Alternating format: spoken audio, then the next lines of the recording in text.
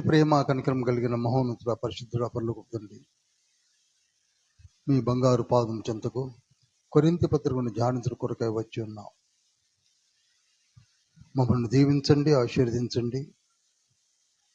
పత్రికలో ఉన్నటువంటి అమూల్యమైనటువంటి పాఠములను మీరు మాకు నేర్పండి. రావలసిన బిడ్డలను సకాలంలో నడిపించండి. వచ్చిన బిడ్డలతో మీరే సూటిగా నేరుగా మాట్లాడండి. ఆత్మ తండ్రి మనోనేత్రములు వెలిగించండి. యేసయ్యా, మీ సంచారం మా మధ్య గావించి మీ బిడ్డలుగా మమ్మలను నడిపించి రాబో దినములో సాక్షార్థమైన బిడ్డలుగా నిలబెట్టుకున్నామని నజరేయుడైన యేసయ్య నామములో అతి వినయంతో వేడుకుంటున్నాం పరమ తండ్రి. ఆమేన్, ఆమేన్, ఆమేన్.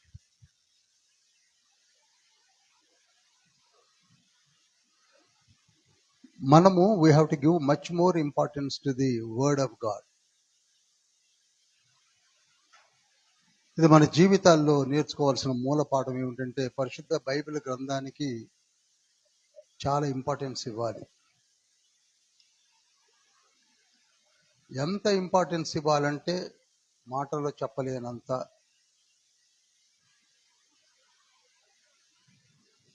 ఒక్కొక్కరు 40 సార్లు, 30 సార్లు, 50 సార్లు చదివిన వాళ్ళు ఉన్నారు. బ్రదర్ టీజీఎస్ దినకరన్ గారు ఇప్పుడు మన మధ్యలో లేరు, చనిపోయారు, దేవుని ఎత్తుకు వెళ్ళిపోయారు. ఆయనకు ఒక టైటిల్ కూడా ఉంది, వాకింగ్ బైబిల్ అని. గొప్ప గొప్ప దైవజనులు ఉన్నారు. వారిని చూస్తుంటే మనకి ఆశ్చర్యం కలుగుతూ ఉంటుంది. బైబిల్నే వాళ్ళు నమిలి వేసినట్టుగా చెప్తూ ఉంటారు. చిన్ని రిమోట్ వర్సెస్ కూడా చెప్తుంటారు. అంటే how much importance they have given to the Bible.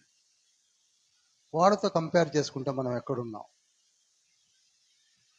నేను అందరితో మాట్లాడలేదు, కొందరితోనే మాట్లాడుతున్నాను. Those who are having much more interest to have knowledge of the heavenly kingdom, they have to work hard. 138వ కీర్తన 2వ వచనంలో ఒక మాట ఉంటుంది. అది ఏమిటనగా,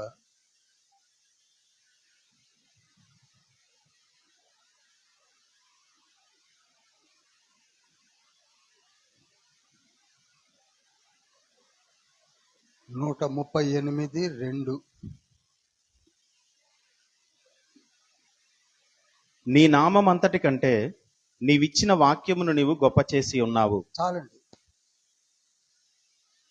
దేవుని నామము కంటే వాక్యానికే ఇంపార్టెన్స్ ఇచ్చాడు తండ్రి. ఆశ్చర్యం అవట్లా?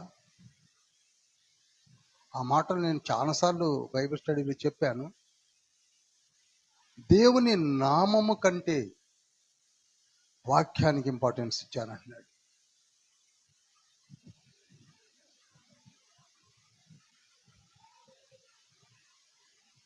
ఇంకొక మాట మీకు చెప్తాను. ప్రాబ్లం ఉందా?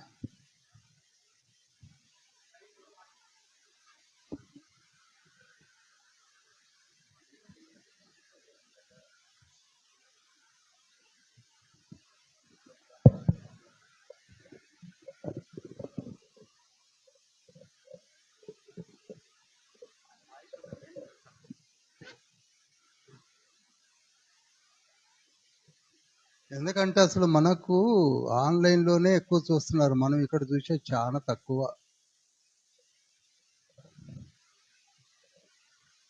కేర్ తీసుకోండి అమ్మా, కొంచెం కేర్ తీసుకోండి, కరెక్ట్గా ఉందో లేదో చూసుకోండి. ఇవి ఇంపార్టెంట్ అయిన వర్డ్స్ ని చెప్పుకొచ్చేది. చూడండి, దేవుని నామము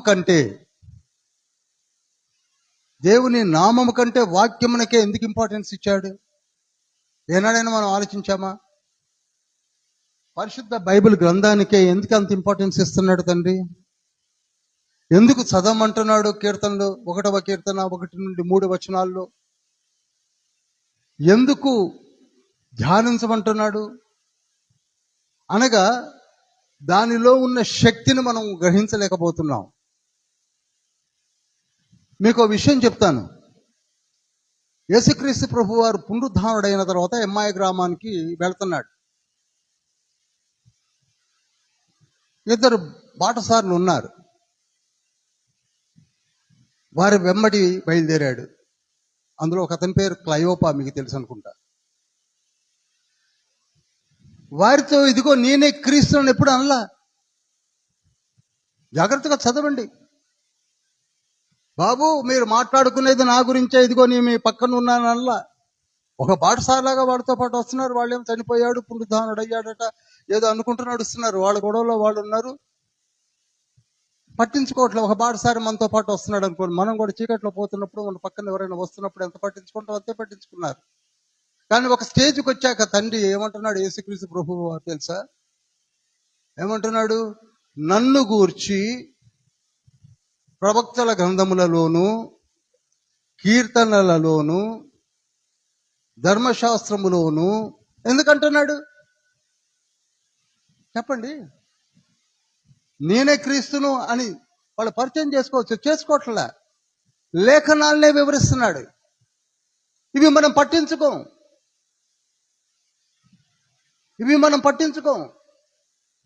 లేఖనాలు చదవండి, నన్ను గురించి మీకు తెలుస్తుంది. ఇప్పుడు నేను కనపడేది లేదా పునరుద్ధానదైన సంగతి గురించి కాదు. అదే లూకాసు వార్త 24వ అధ్యాయం 44వ వచనంలో కూడా ఏమంటున్నాడు చూడండి.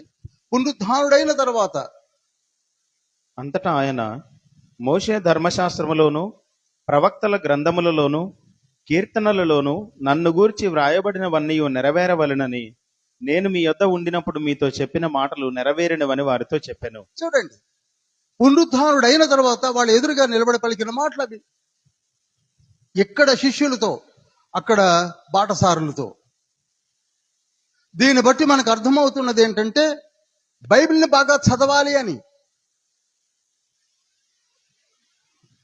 నన్ను గూర్చి నేను ఇనఫ్గా 66 పుస్తకాల్లో లిఖింపజేసుకున్నాను.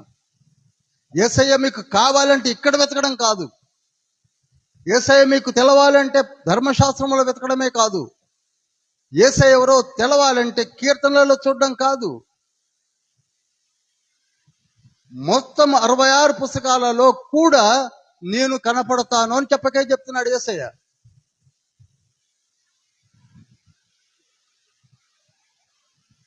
కనుక మనము we have to give importance to the word of God. పరిశుద్ధాలయములను మనము మొదటి నుండి కూడా నేను చెప్తున్నాను, from the beginning itself అశ్రద్ధ చేస్తున్నారు. పరిశుద్ధాలయములను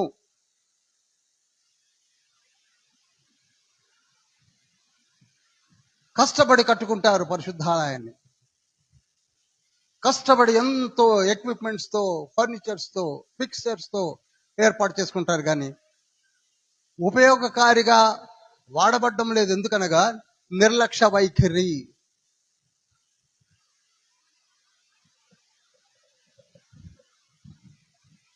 ఆలయం ఎవరిది? దేవునిది. ఆ మాటలే 1 కొరింథీ పత్రిక 1వ అధ్యాయం 12వ వచనంలో అన్నాడు. మనము కట్టుకున్న ఆలయములు కావచ్చు, ప్రార్థనా మందిరములు కావచ్చు, సమాజ మందిరములు కావచ్చు, అవన్నీ కూడా యేసుక్రీస్తు ప్రభు వారి యొక్క నామమున ఆయన చిందించిన రక్తమును బట్టి రక్షణార్థమై కట్టబడిన సంఘములను మనం ఏం చేశాం? పట్టించుకోవటం లేదు. అది వాళ్ళది, ఇది వీళ్ళది, ఇది నాది, అది మీది. అసలు మళ్ళీ చెప్తున్నానండి, పరిశుద్ధాలయం ఎవరిది కాదు. నేను ఈ మాటలు అనేక మార్లు చెప్పాను. పరిశుద్ధాలయము దేవునిది. ఎవరిదండి? దేవునిది. ఆయన పేరట కట్టబడిన ఆలయమును నాది, నీది, ఇంకొకరిది అనుకుంటున్నారు. అది అబ్సర్డ్. దేవునిది. ఎంతకాలమైన ఇలానే ఉంటుంది ఆలయము. తరాలు మారవచ్చు. సీనాయి కొండ యొద్ద దివ్య దర్శనము పొందినటువంటి మోసెస్ గుడారమును ఏర్పాటు చేసుకొనుటకు ఎంతో శ్రద్ధ వహించమని తండ్రి చెప్పిన మాటలను శిరసా వహించాడు. శ్రద్ధ వహించు, శ్రద్ధ. నేను చెప్పినట్టుగానే నువ్వు చెయ్యాలి. హెబ్రీ పత్రిక 8వ అధ్యాయంలో ఉంటుంది. హెబ్రీ పత్రిక 5వ అధ్యాయంలో ఉంటుంది. 1 నుంచి 3 వచనాలు, 8వ అధ్యాయం 1 నుంచి 4 వచనాలు. ఎంత క్లియర్గా చెప్పాడంటే, నేను చెప్పినట్టుగా నువ్వు చెయ్యాలి. చేశాడు.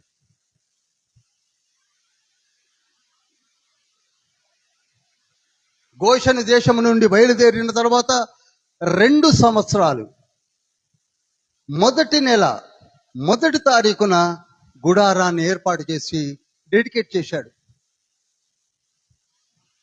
చెప్పండి, ఎన్ని సంవత్సరాలకి చెప్పరు? నేనే చెప్పాను కదండి. 2 సంవత్సరాలకి ఫస్ట్ మంత్ ఫస్ట్ డేట్న డెడికేట్ చేశాడు. గుడారములకి ఎవరూ రావట్లేదు. ఎవరు? నేను మీతో మాట్లాడుతాను, మీ కొరకే నేను ఏర్పాటు చేశాను.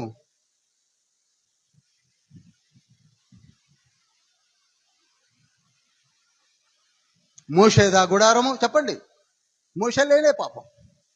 తర్వాత ఏమైందో కూడా ఆయన తెలియదు.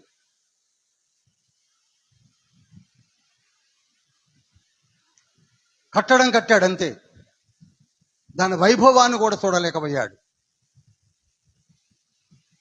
పరిశుద్ధాలయం గురించినటువంటి ఆలోచన ఉన్న వారందరూ ఆలోచించవలసిన విషయం ఇది. తరతరములు నా నామ మహిమార్థమై ఈ ఆలయములు అలానే ఉంటాయని సొలొమోను దగ్గర కూడా అదే మాట అన్నాడు. 1 రాజుల గ్రంథము 9వ అధ్యాయం 4 నుంచి 10 వచనాల్లో. అటువంటి ఆలయాల్ని నిర్లక్ష్యం చేసుకుంటున్నాం. ఆలయం అంటే ఏమనుకుంటున్నారు? దేవుని వాక్కును ప్రజెంటేషన్ చేసే స్థలము.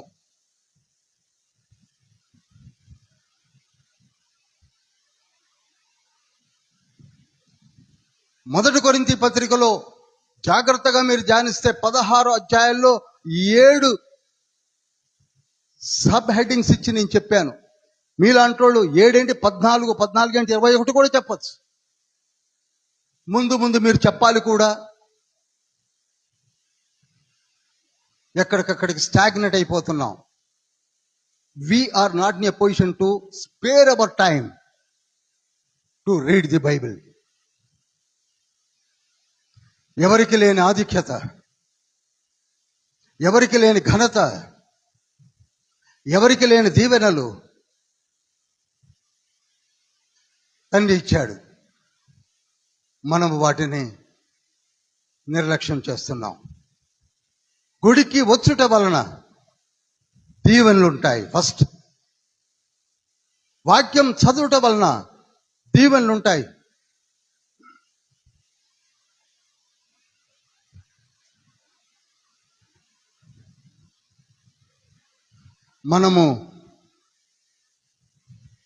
మీరు జాగ్రత్తగా ధ్యానించినట్లయితే ఆ ఆలయము ఎందుకు కొట్టేశాడో కూడా చెప్పాడు తండ్రి. ఆ మాటను సొలొమోనుతోనే చెప్తాడు. ఆ తర్వాత ఆచరణలో కూడా చూపించాడు. ఎన్నిసార్లు ఎంత కోపం వచ్చింది, ఎంత వైభవంగా డెడికేట్ అయింది చర్చ్. కనుక ప్రియులారా, let us give time to the word of God. నా దేవుని ఇల్లు అన్నాడు తండ్రి. ఆ ఇంటిని బిలబిలమంటూ నింపాల్సిన బాధ్యతలు మనవి. మళ్ళీ ఒకసారి గుర్తు చేస్తున్నాను. మొదటి కొరింథీ పత్రికలో 7 పాయింట్స్ నేను మీకు చెప్పాను. 1, తప్పుడు పరిచర్యలు లేక బోధలు, ఎరోనస్ ప్రాక్టీసెస్, సెక్సువల్ ఇమ్మొరాలిటీస్ ఆర్ కామకత్వపు చర్యలు. 3వది మ్యారేజెస్ లేక పెళ్ళిళ్ళు. 4వది విగ్రహానికి పెట్టిన వాటిని, అర్పించిన వాటిని తినుట. 5వది ప్రార్థనా నియమావళి. 6వది ఆత్మవరములు. 7వది రిజరెక్షన్. సరే, 8వది అఫ్ కోర్స్ ముగింపు.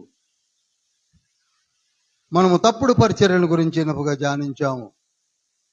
ఇవి 1వ అధ్యాయం నుంచి 4 అధ్యాయాలు. ఒకసారి చదివినట్లయితే, ఎంతమంది అవుతున్నారో నాకు తెలియదు, చదివినట్లయితే మీకే అర్థమవుతుంది.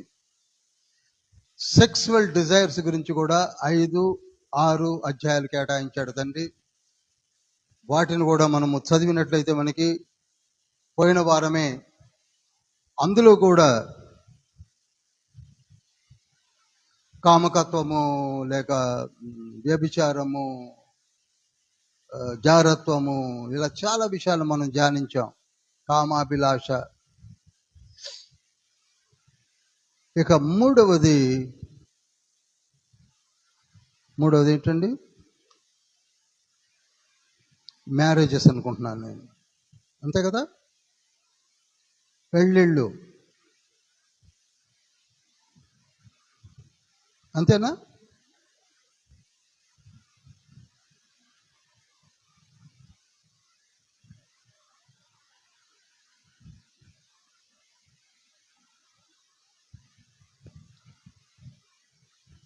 పెళ్ళిళ్ళ గురించి 7వ అధ్యాయాన్ని కేటాయించాడు.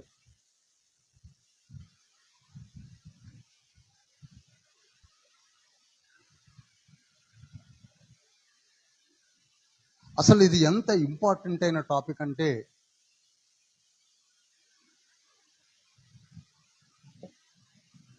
నాకు తెలిసి ఈ రోజంతా చెప్పినా కూడా తరగనటువంటి సబ్జెక్ట్. సర్వ మానవాళికి ఇంపార్టెంట్ అయిన టాపిక్ ఏమిటంటే వివాహము.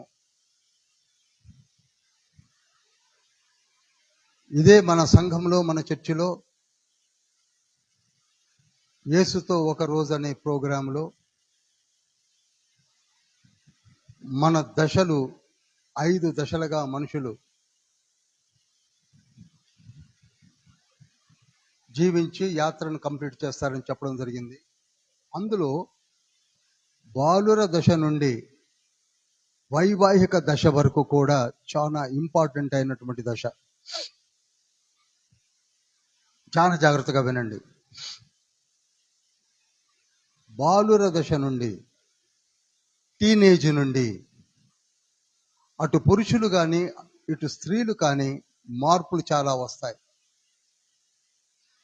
వారికి తెలియని మార్పులు వారికే వస్తుంటాయి. వారి ఊహలు మారిపోతుంటాయి. వారి మాట, వారి ప్రవర్తన మారిపోతూ ఉంటుంది. వారికి తెలియకుండానే ఏవేవో తలంపులతో సతమతం అవుతూ ఉంటారు. ఇది మోస్ట్ డేంజరస్ స్టేజ్ అని అనేక మార్లు చెప్పాను.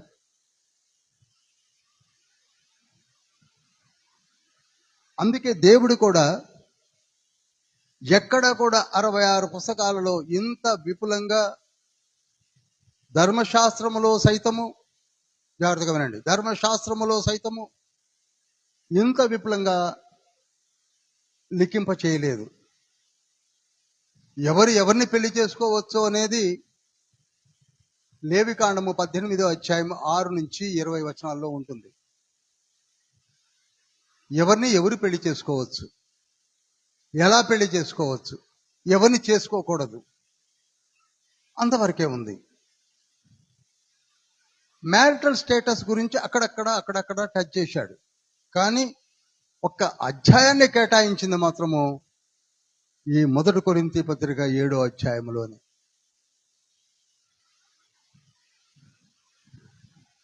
చాలా వరకు నేను పెళ్లి చేసుకోకుండా ఉంటానండి అన్నవాడను కూడా మనం చూశాం. ఇలా అంటున్నాను, వీక్షకులలో ఎవరైనా ఉంటే బాధపడకుండా కొన్ని విషయాలు చెప్తున్నాను. రోమన్ క్యాథలిక్ చర్చెస్లో బ్రదర్స్, ఫాదర్స్, సిస్టర్స్ ఉంటారు, మదర్స్ కూడా ఉంటారు. వాళ్ళు సర్వసంఘ పరిత్యాగులు అని పిలువబడతారు. పెళ్లిళ్ళు చేసుకోరు. దేవుని సేవ కొరకు, పరలోక రాజ్యము కొరకు తమ్మును తామే సమర్పించుకున్నటువంటి ఒక నపుంసకులు. మత్తయి సువార్త 19వ అధ్యాయం 12, 13 వచనాల్లో ఉంటుంది. తమ్మును తామే సమర్పించుకున్న నపుంసకులు. చదువుతారా?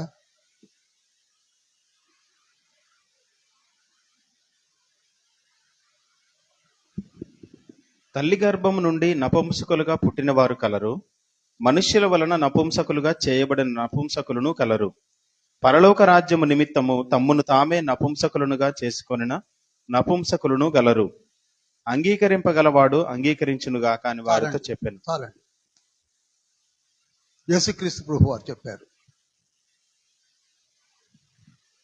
ఎక్కువగా నేను వివరించవలసిన అవసరం లేదు, మీకు అర్థమైపోయింది కనుక.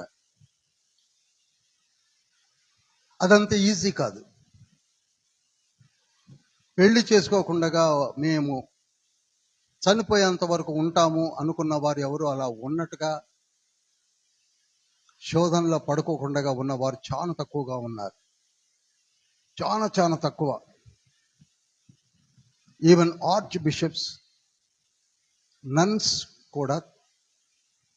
ఈ మధ్యకాలంలో మీకు విషయం తెలుసో తెలియదో, బ్రదర్స్ కానీ సిస్టర్స్ కానీ ఎవరైనా మిడిల్ ఏజ్లో, యంగ్ ఏజ్ నుంచి మిడిల్ ఏజ్లో ఉండి వివాహం చేసుకోవాలి అనిపిస్తే మీరు క్విట్ అయి వివాహం చేసుకోవచ్చు, మీ సంసార జీవితాన్ని సాగించవచ్చు అని జీవో కూడా వాళ్ళకి పోప్ గారు ఇచ్చాడు. ఎందుకని? అది బహు కష్టతరమైనది మానవులకు. అంత ఈజీ కాదు. అనుకోవడం వేరు, సాధించడం వేరు. అంతదాకా ఎందుకు మనలో? ఊరికి అనడం దేనికి? లాస్ట్ వీకే నేను చెప్పాను, యాజకులు ఏమైపోయారట? కాముకత్వానికి లోనై చివరికి నరహత్యలు చేయడానికి కూడా సిద్ధపడ్డారని లేఖనాన్ని పోయిన వారమే చదివించారు. కాముకత్వము అనేది బహు భయంకరమైనటువంటి ఒక టెంప్టేషన్తో కూడుకున్నది. పెళ్ళైన వారు సైతము ఇంకొక వైపు చూస్తున్నారంటే అర్థం ఏమిటి చెప్పండి? నీకు ఏ కోరికను తీర్చుకోవాలో ఆ కోరిక కొరకు ఒక మనిషిని, ఒక పార్ట్నర్ని ఏర్పాటు చేసుకున్నాక రెండవ చూపు వెడుతున్నది దేనికి? స్త్రీలు కావచ్చు, పురుషులు కావచ్చు. ఆలోచించండి.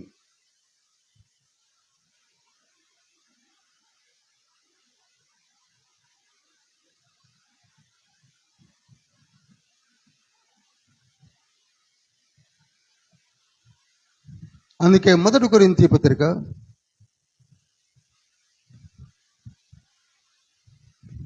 7వ అధ్యాయము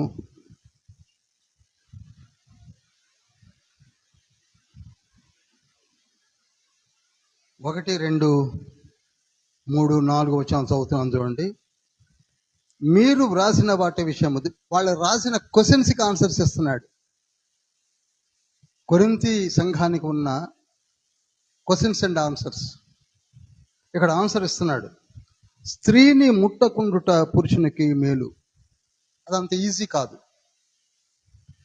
ఇందాక నేను చదివాం, ప్రభువే చెప్పాడు మత్తయి Matthew 19:12. అయినను జారత్వములు జరుగుతున్నందున ప్రతి వానికి సొంత భార్య ఉండవలెను. ప్రతి వానికి సొంత భార్య ఉండవలెను. ఎందుకనట? జారత్వములు జరుగుతున్నాయి కనుక.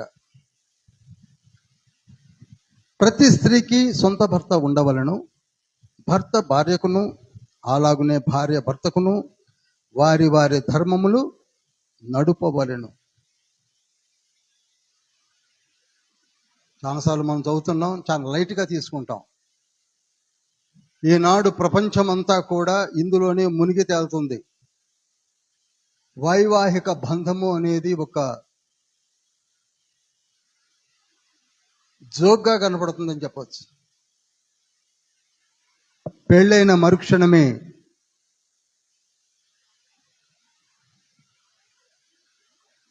ఎవరో కంటిన్యూగా ఫోన్ చేస్తున్నారు. పెళ్ళైన మరుక్షణమే డివోర్స్కి అప్లై చేస్తున్నారు. బయట వాడ సంగతి వదిలిపెట్టిన క్రిస్టియన్ సంగతి చెప్తున్నాను నేను.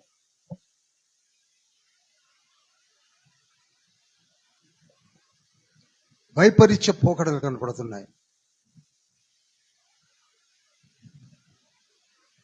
ఎందుకు నేను ఒక్కాణి చెప్తున్నానుగా, మనలో చాలా వరకు మ్యారేజెస్ అయిపోయిన తర్వాత మ్యారేజెస్ని బ్రేకప్ చేసుకోవడానికి ఎందుకు అంత తొందరగా ముందుకెళ్ళిపోతున్నారు? ఎందుకు అంత తొందరగా? ఆలోచించవలసిన విషయం ఇది. ఏమి సాధిద్దామని సరే వదిలిపెట్టేశావు, ఓకే, దెన్ వాట్? ఆ తర్వాత పరిస్థితి ఏంటి నీది? ఏమి చేద్దామని వదిలిపెట్టేశావు. ఆవిడ కానీ అతను కానీ 7 అధ్యాయం చక్కగా చెప్తాడు. 7 అధ్యాయం 14 వచనం, 17 వచనం, 20 వచనంలో ఉంటుంది. ఓ సహోదరుడా, ఓ సహోదరి, ఏం చేస్తావు?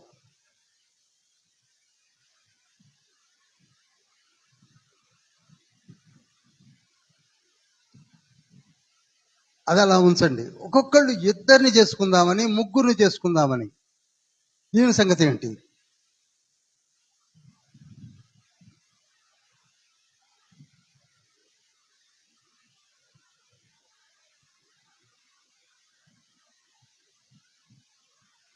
మీరు జాగ్రత్తగా ఆలోచిస్తున్నారు లేదో? 1 కొరింథీ పత్రిక 14 అధ్యాయం 34లోనే ఉంది. ఆ తర్వాత చెప్తాను. అలాగుననే ధర్మశాస్త్రము చెప్పుచున్నది అని ఒక మాట వాడాడు పౌలు గారు. స్త్రీల గురించి రాస్తూ ఒక మాట వాడతాడు. ఏమంటున్నాడు? ధర్మశాస్త్రము చెప్పుచ్చు. ఏం ధర్మం చెప్పండి, ఎప్పుడన్నా నాకు ఎక్స్ప్లెనేషన్ ఇవ్వండి. ధర్మశాస్త్రం ఏం చెప్తుంది అక్కడ? ఏమని చెప్తుంది? తర్వాత మాట్లాడుకుందాం. ఇక్కడ నేనంటాను, ఈ మ్యారిటల్ స్టేటస్ లో కూడా ధర్మశాస్త్రము చెప్తున్నదని నేను అంటున్నాను. పౌలు గారు అక్కడ అన్నట్టుగానే ధర్మశాస్త్రము చెప్పుతున్నది. ఏంటి ధర్మశాస్త్రం చెప్పుతున్నది అనగా, ఒకే మగవానికి ఒకే ఆడది.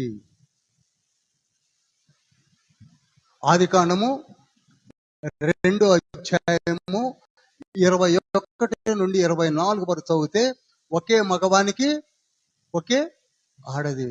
2 రిపులతో ఉందని చేయలే. అర్థమైంది అనుకుంటున్నాను. అర్థమైతే కదా మాట్లాడండి, సంతోషంగా మాట్లాడండి, తలగానే ఊపండి. ధర్మశాస్త్రము చెబుతున్నది. ధర్మశాస్త్రములో first fundamental 1 woman and 1 man, not 2. 1 woman 2 men, or 1 man 2 women, or 3 women. అందుకే అంటున్నాను, ధర్మశాస్త్రము చెబుతున్నది. ఒక్క దానితో ఏగి చావలేవు, ముగ్గురుతో ఎగుదామనా? ఏం మెంటల్ సెట్ అండి? కట్టుకున్న దాన్ని ఏరడం చేత కాదు, ఒక్కదానికి నువ్వు ఏది చేయలేవు. You cannot fulfil all the desires which she is having. నేత్రాశ, డంబము. నాకు 3 ఉన్నారు, 5 ఉన్నారు, 10 మంది ఉన్నారు, 1000 మంది ఉన్నారు.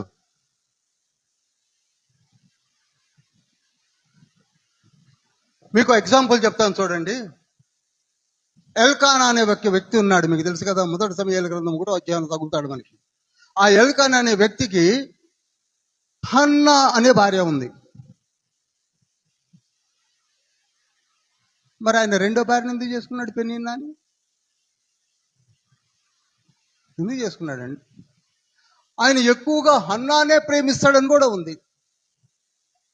మరి 2వది ఎందుకు వచ్చింది?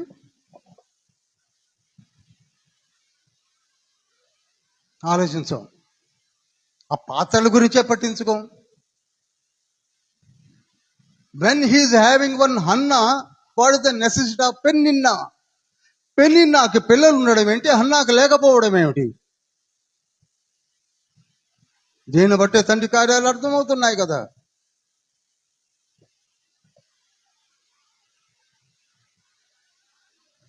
యాకోబుని తీసుకోండి, దావీదుని తీసుకోండి, కింగ్ సాల్మన్ తీసుకోండి. 1000 మందిని, 19 మందిని, 60 మంది స్త్రీలను చేసుకున్న ఒక రాజు ఉన్నాడు. పేరు ఎప్పుడైనా నెక్స్ట్ వీక్ చెప్పగలరా? నెక్స్ట్ వీక్ చెప్పండి చాలు, చాలా సంతోషిస్తా.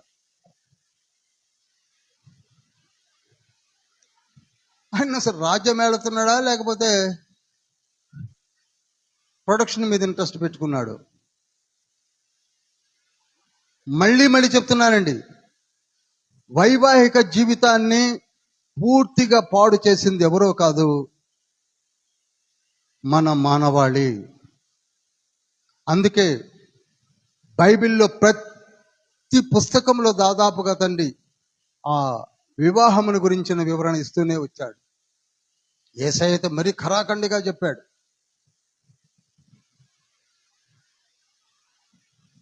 ధర్మశాస్త్రము లేని రోజులలో ఎలా జరిగిందో జరిగింది, వాళ్ళకి తెలియక ఆత్మసాక్షి కాలం అది.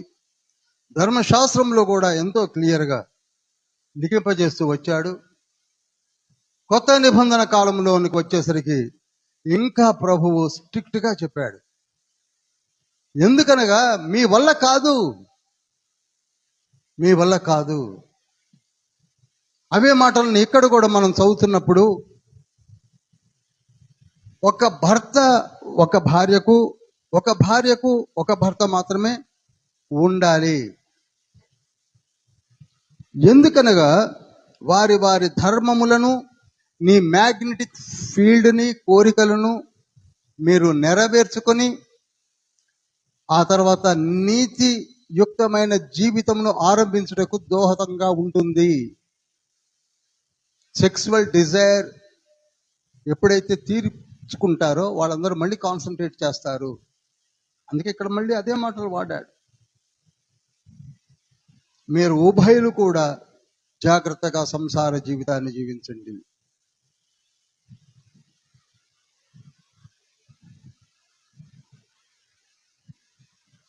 అంతేకాని కనపడ్డ దానిలా చేసుకుందామని పోయిన సొలొమోను లాగా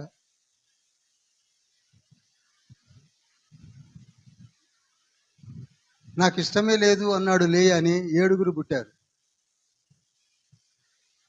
నాకు ప్రాణము రేచల్ అంటే అన్నాడు, ఒక్కళ్ళు పొట్ల. ఇక్కడ నీ ప్రాణాలకి పుట్టడము ఇష్టం లేదంటే పుట్టకపోవడం లేదు. దీన్ని బట్టి అర్థమవుతుంది గర్భఫలము దేవుడిచ్చు బహుమానము అని 127వ కీర్తన జ్ఞాపకం చేసుకోవచ్చు.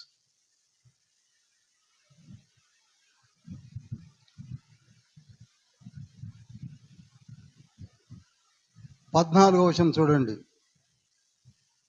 14వ వచనం, అవిశ్వాసి అయిన భర్త భార్యను బట్టి పరిశుద్ధపరచబడును, అవిశ్వాసురాలైన భార్య విశ్వాసి అయిన భర్తను బట్టి పరిశుద్ధపరచబడును. లేని ఎడల మీ పిల్లలు అపవిత్రులై ఉంటారు, ఇప్పుడైతే వారు పవిత్రులు.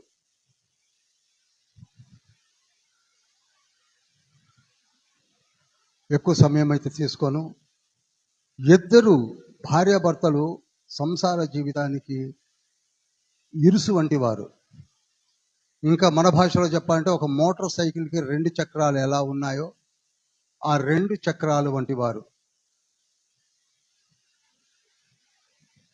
ఫ్రంట్ టైర్ బరస్ట్ అయిందని చెప్పి మోటార్ సైకిల్ని బయటికి విసిరేయం, దాన్ని రిపేర్ చేసుకొని వాడుకుంటాం. అలానే భార్యాభర్తలలో కూడా ఎవరైనా ఒకళ్ళు కాస్త మిస్బిహేవ్ చేసినా వాళ్ళని సరి చేయడానికి ప్రయత్నం చేయమని చెప్తున్నాడు. ఈ మాట 1 పేతురు పత్రిక 3వ అధ్యాయం 1వ వచనంలో ఉంది. మీ ఇద్దరిలో విశ్వాసి అయిన భర్త ఉన్నా సరే, విశ్వాసి అయిన భార్య ఉన్నా సరే ఆ సంసారం బాగుపడుతుంది. మళ్ళీ చెప్తున్నాను, ఒక్కళ్ళు ఉన్నా సరే, ఎయిదర్ సైడ్, విశ్వాసి అయిన భర్త ఉన్నా, విశ్వాసి అయిన భార్య ఉన్నా. ఒకసారి చదువుతారా 3:1? అటువలే స్త్రీలారా, మీరు మీ స్వపురుషులకు లోబడి ఉండుడి. అందువలన వారిలో ఎవరైనాను వాక్యమునకు అవిధేయులైతే వారు భయముతో కూడిన మీ పవిత్ర ప్రవర్తన చూచి వాక్యము లేకుండానే తమ భార్యల నడవడి వలన రాబట్టబడవచ్చును. ఎంత క్లారిటీ ఉంది చూడండి. పవిత్ర ప్రవర్తనను బట్టి అనగా భార్యలారా అని ఒక ఎగ్జాంపుల్ తీసుకున్నాడు. వైస్ వర్స, అదేవిధంగా భర్తలు కూడా. ఇద్దరిలో ఒకళ్ళు మంచిగా ఉంటే చాలు. మారు మనసు పొంది నిజ జీవితాన్ని జీవించినట్లయితే నీ మంచి ప్రవర్తనను బట్టి భర్త యొక్క నడవడి లేక భార్య యొక్క నడవడిని చేంజ్ అయ్యే ఛాన్సెస్ ఉందని లేఖనం చెప్తుంది, నేనుగా చెప్పేది. మారతారు. ఒకసారి దీని మీదనే విసన్నపేటలో చక్కటి మెసేజ్ ఇచ్చాను నేను. మారతారండి. నా భార్య మంచిది కాదు, నేనే మారాను. మంచిదే కదా, నువ్వు మారావు. నీ సత్ప్రవర్తనతో నీ భార్యను మార్చడానికి తండ్రి చేసే కార్యాల కొరకు ఎదురు చూడు.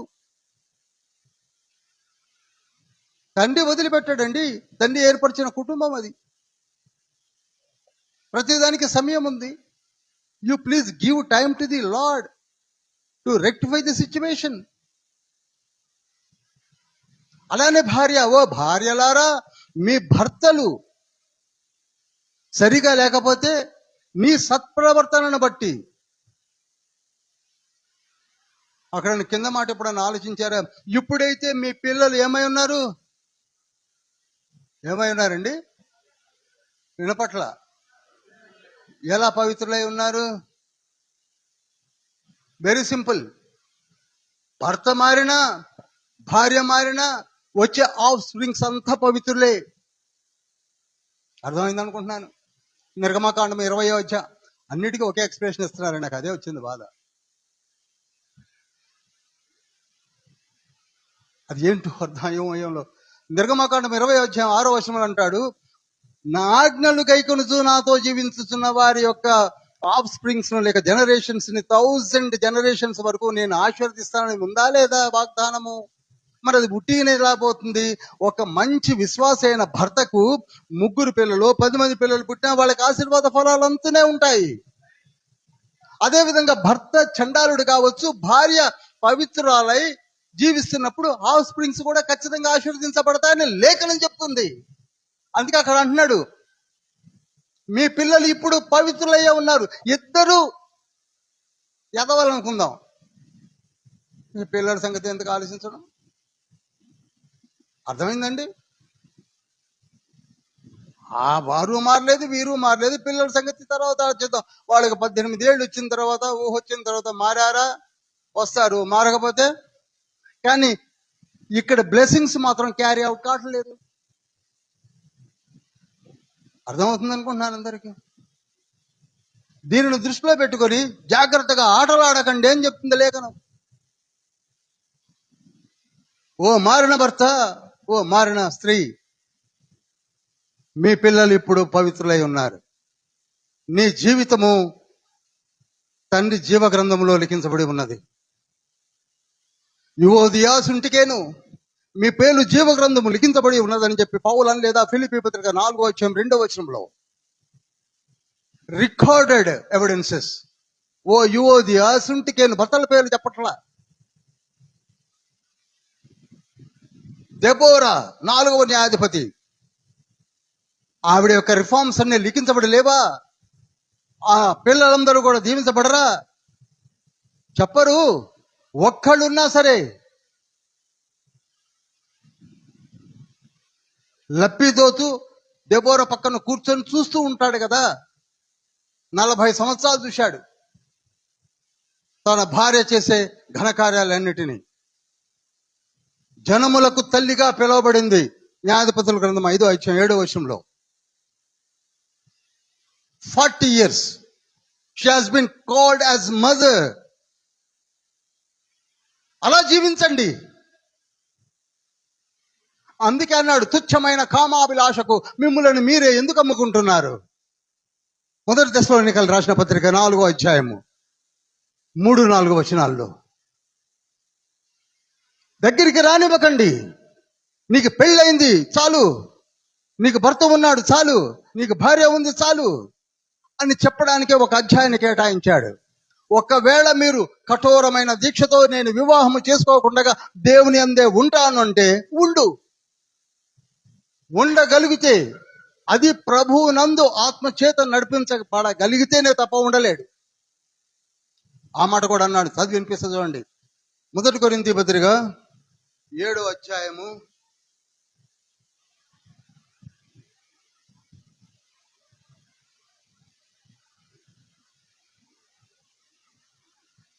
38వ వచనము. కాబట్టి తన కుమార్తెకు పెళ్లి చేయువాడు బాగుగా ప్రవర్తిస్తున్నాడు, పెళ్లి చేయని వాడు మరీ బాగుగా ప్రవర్తిస్తున్నాడు. ఆశ్చర్యంగా లేదు ఈ మాట? అసలు మీకు 7వ అధ్యాయం అర్థమైతే చాలా ఆశ్చర్యకరమైన విషయాలు బయటకు వస్తాయి. పెళ్లి చేయాలనుకుంటే చెయ్యి, అదే పెళ్లి చేయొద్దు అనుకున్నా కానీ బాగానే ఆలోచిస్తున్నావని. ఆయనే పెళ్లి చేయొద్దు అనుకోవడం కాదు, ఒకవేళ ఆ కుమార్తె నేను పెళ్లి చేసుకోను డాడీ అని చెప్పినట్లయితే ఎందుకమ్మా అని అడిగి ప్రభువునందే నేను ఉండాలనుకుంటున్నాను అని ఆవిడ చెప్పినట్లయితే, ఆయన అలానే ఊరుకున్నట్లయితే అంత అంతర్లీనంగా ఉంది ఆ సబ్జెక్ట్. మరి ఎక్కువగానే ఆయన ఆలోచిస్తున్నాడు అని చెప్తున్నాడు.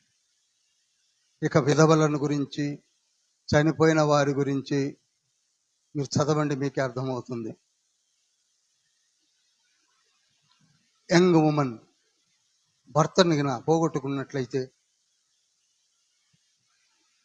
ఆమె కోరికలు ఇంకా సహజంగా ఉంటాయి. ఎందుకనగా నేను చెప్తూనే ఉన్నా, మానవ శరీరంలో మ్యాగ్నెటిక్ ఫీల్డ్ చాలా చాలా బలంగా పనిచేస్తుంది. చెప్పా పెట్టకుండా లేచిపోవడాలు ఎలా జరుగుతున్నాయి అనుకుంటున్నారు? ఆ ఫీల్డ్ పనిచేస్తుంది, అయస్కాంత శక్తి పనిచేస్తుంది. అలాంటి వారు పెళ్లి చేసుకోవాలనుకుంటే ఒక మాట చక్కటిది వాడు, ప్రభువునందు వివాహము చేసుకోనవలెను అన్నాడు. 39లో అనుకుంటా కిందనే అంటాడు. చదవండి.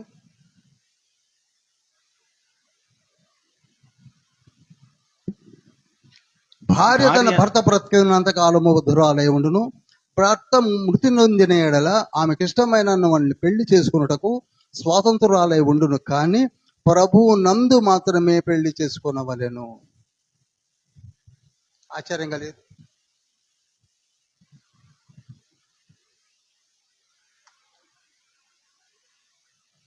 ఎందుకు ప్రభువు నందు అనే మాట వాడాడనగా, this is second occurrence in your life. చాలా జాగ్రత్తగా ఉండాలి. ఏ మాత్రం స్టెప్ రాంగ్ పడ్డదా అధఃపాతాళానికి వెళ్ళిపోతారు. ప్రభువునందు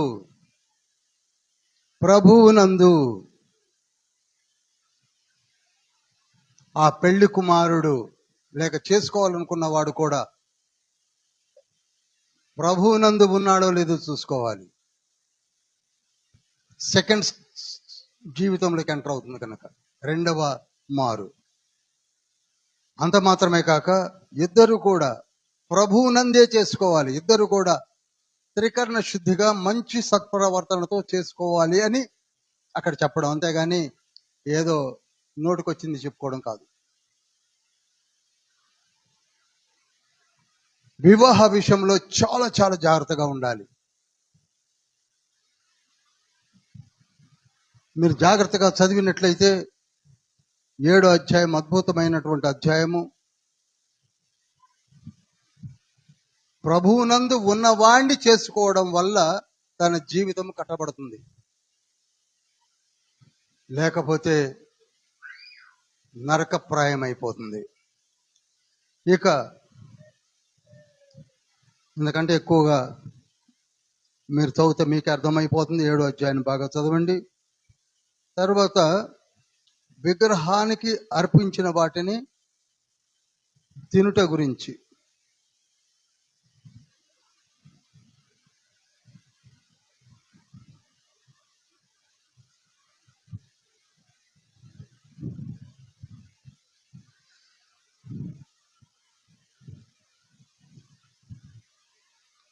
మొదటి కొరింథీ పత్రిక 8వ అధ్యాయం 4వ వచనం.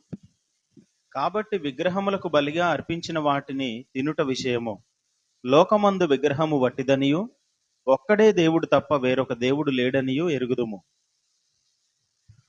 ఇక్కడ ఇది కూడా ఒక క్వశ్చన్ వచ్చింది ఆయనకి, పౌలు గారికి. అందుకే ఆ క్వశ్చన్కి ఎక్స్ప్లెనేషన్ ఇస్తున్నాడు. ఎంత క్లారిటీగా ఇస్తున్నాడు చూడండి. హెడ్డింగ్ ఇస్తూ, సబ్ హెడ్డింగ్ ఇస్తూ, విగ్రహములకు బలి అర్పించిన వాటి విషయము అని ఒక కొత్త సబ్జెక్ట్, న్యూ సబ్జెక్ట్ అని చెప్పచ్చు. అంతకుముందు యథేచ్ఛగా పాత నిబంధన 39 పుస్తకాలలో అందరూ కూడా విగ్రహాలకు పెట్టిందే తిని, వీళ్ళు ఇస్తూ వాళ్ళ దగ్గర తీసుకొని ఇష్టం వచ్చిన రీతిలో జీవించి తగిన ప్రతిఫలాలను కూడా పొందుకున్నారు వాళ్ళు. ఇవన్నీ మర్చిపోయి కొత్త నిబంధనలోనికి వచ్చాక కూడా ఆ పాత వాసన వీళ్ళలో నుండి పోకుండగా ప్రశ్నించారు పౌలు గారిని, అయ్యా విగ్రహాలకు పెట్టి తినొచ్చా తినకూడదా?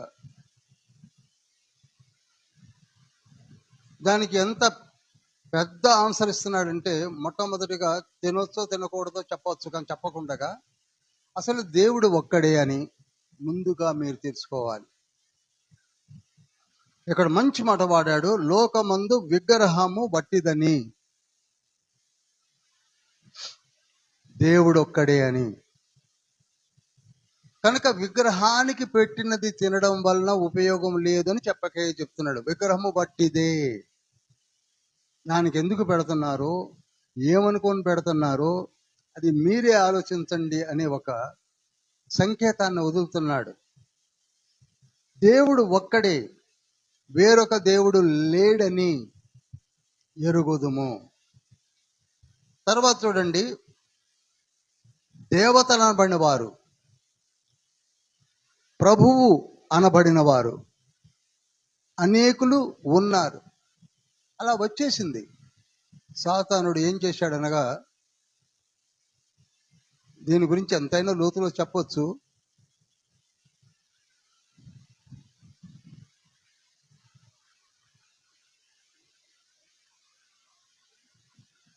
కొంచెము పక్కకెళ్ళి చెప్తున్నాను.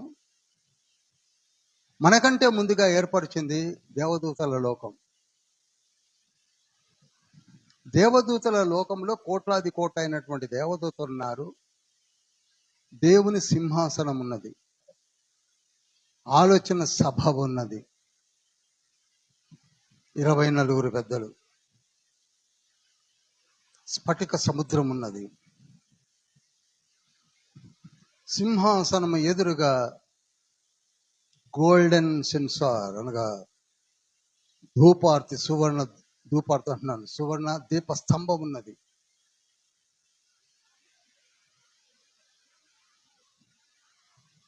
పరలోకములో ఈ గెటప్ను ఏర్పాటు చేసి అక్కడ దేవాలయము కూడా ఉన్నది. దేవాలయములో అందరికి అర్థమవుతుంది కదండి, దేవాలయములో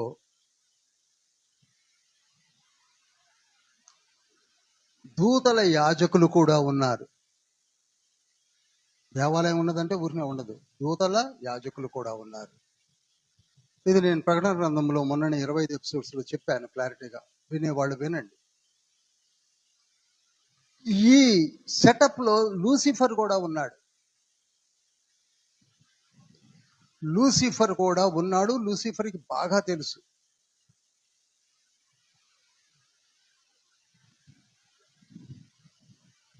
జలముల దూత, అగ్నిని కంట్రోల్ చేసే దూత, బలిపీఠం పైన ఉన్న దూత, వాయువులను బిగపట్టగలిగినటువంటి దూతలు, ఏదైనా చేయగలిగినటువంటి దూతలను కూడా, పవర్ఫుల్ దూతలను కూడా ఎరిగి ఉన్నాడు లూసిఫర్. ఈయన ఎప్పుడైతే పడిపోయాడో, జాగ్రత్తగా వినండి, ఎప్పుడైతే పడిపోయాడో అతను పడిపోయిన దూతలలో ఈ ర్యాంకుల్లో ఉన్నవారు ఎవరైనా ఉన్నారో వాళ్ళని దేవతలు చేశాడు. అందుకే ఈనాడు ఎక్కువగా మాట్లాడడం బాగోదు నేను ఈ విషయంలో. ఈనాడు బయట కాపీ కొట్టి ఈ జలముల దూతలు కావచ్చు, గాలిని శాసించే దూతలు కావచ్చు, అగ్ని దూతలు కావచ్చు, అందరూ దేవతలు అయిపోయి కూర్చున్నారు. అందుకే దేవతలు అనేవారు ఎక్కువయ్యారు. వాడిని కంట్రోల్ చేసే సబార్డినేట్ ఏంజల్స్ కూడా ప్రభువులు అయిపోయారు. అందుకే మాట వాడాడు. ఈ విషయాలు ఎవరికి ఎక్కువగా తెలుసు? లూసిఫర్కి తెలుసండి. పరలోకములో ఉన్న సెటప్ అంతా కన్నులారా చూసి, ఒకప్పుడు ఆయన కూడా one of the ranked morning star గా వెలుగొందినటువంటి ఒక జీవి. యెహెజ్కేలు గ్రంథం 28వ అధ్యాయం 13 నుంచి 17 వచనాల్లో ఉంటుంది.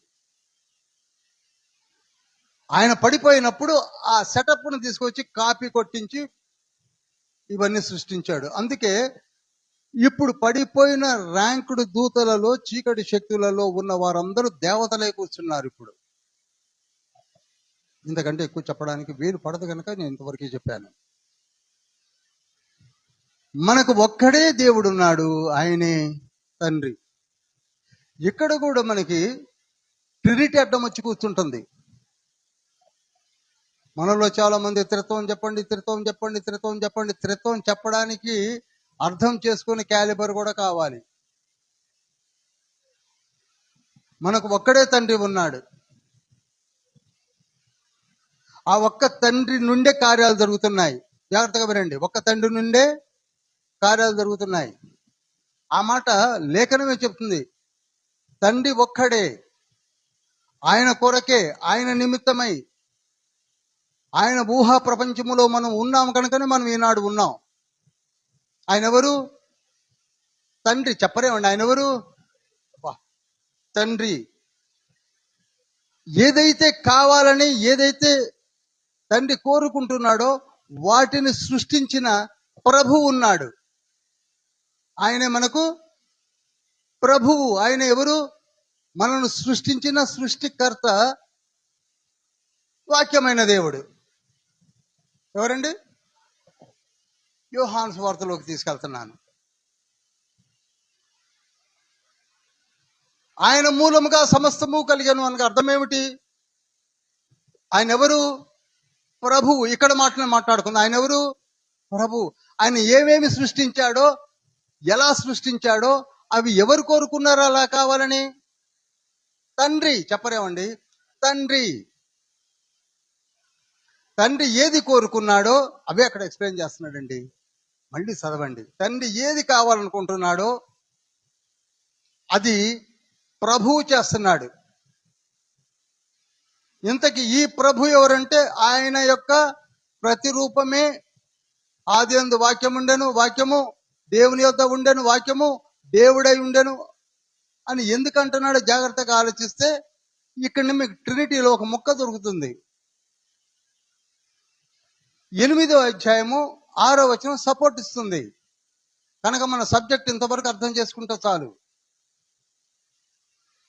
ఇప్పుడు ఏమైపోయింది? ర్యాంకులు వేసుకొని తండ్రికి వచ్చేసరికి 1 అనేసి, కుమారుడికి వచ్చేసరికి ఏదో 2 వేసి, పరిశుద్ధాత్మకి ఏదో 3 వేసి కొందరు, మరికొందరు ఈ ముగ్గురు వేరేనండి.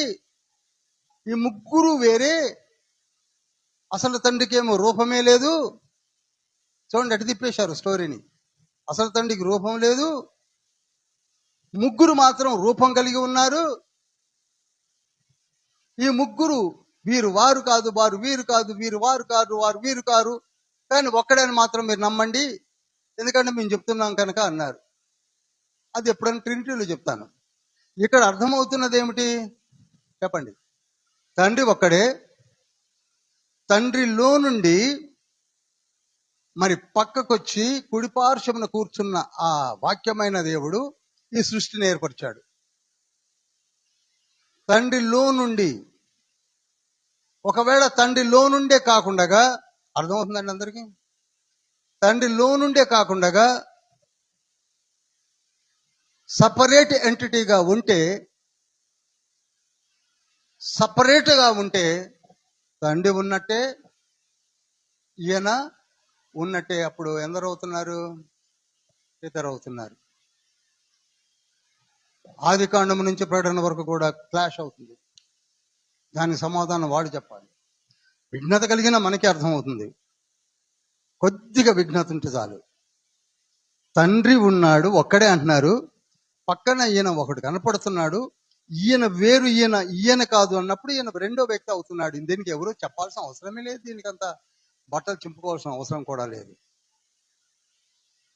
ఇంకొక వ్యక్తి ఉన్నాడు, ఈయన కాదు, మూడో వ్యక్తి కూడా వేరు అన్నప్పుడు ఆయన మూడో వ్యక్తి అవుతాడు. మళ్ళీ ముగ్గురు ఒకటి అన్నప్పుడు ప్రూవ్ చేయడం కష్టం. How do you people will prove the situation? Simple. ఇక్కడనే మర్మం ఉన్నదే. మనకు ఒకే ఒక తండ్రి ఉన్నాడు,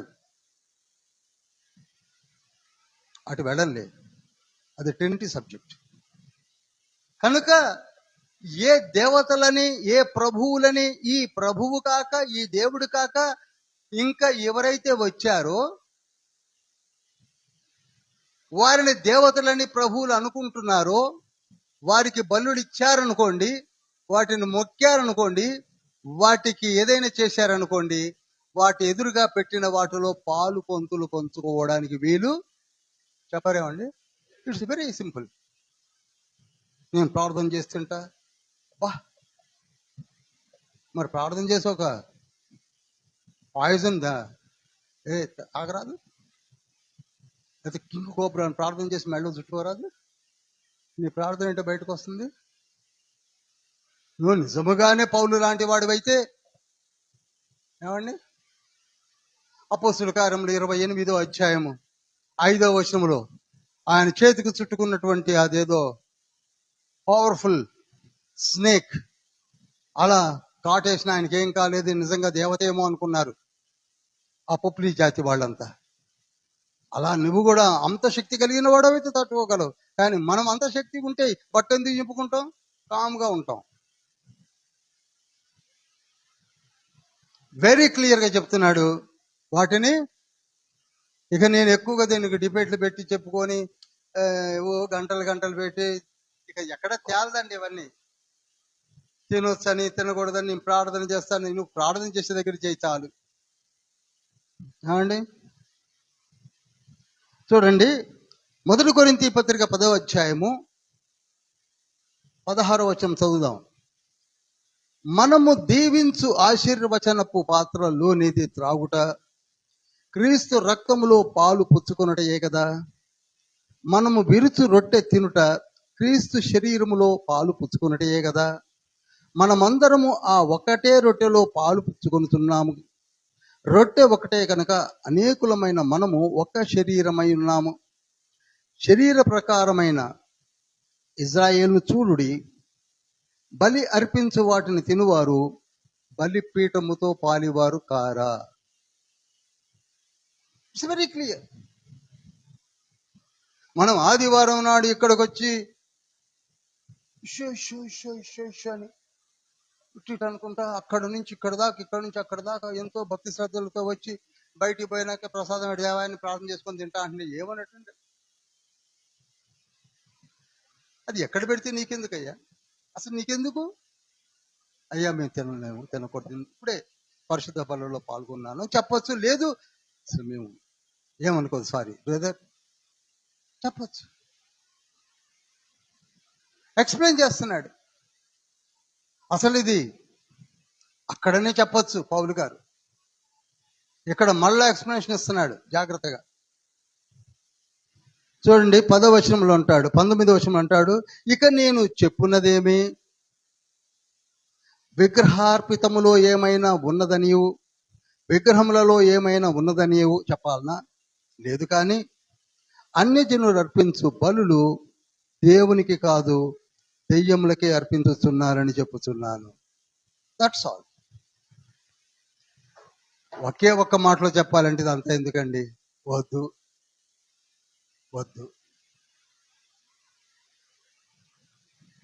ఎవరైనా భోజనాన్ని పిలిస్తే చేతులు కడుక్కొని వస్తానంటారు, కానీ ఏం పర్లేదు ప్రార్థన చేసుకొని తింటాను ఎవరు అనరు, చేతులు కడుక్కుంటారు. అలా కడుక్కోవడమే అంటాను. నీకు ఏదైనా ఎవరైనా పెడితే నీకెందుకు? దాని గురించి 10వ అధ్యాయం అంతా కేటాయించాడు.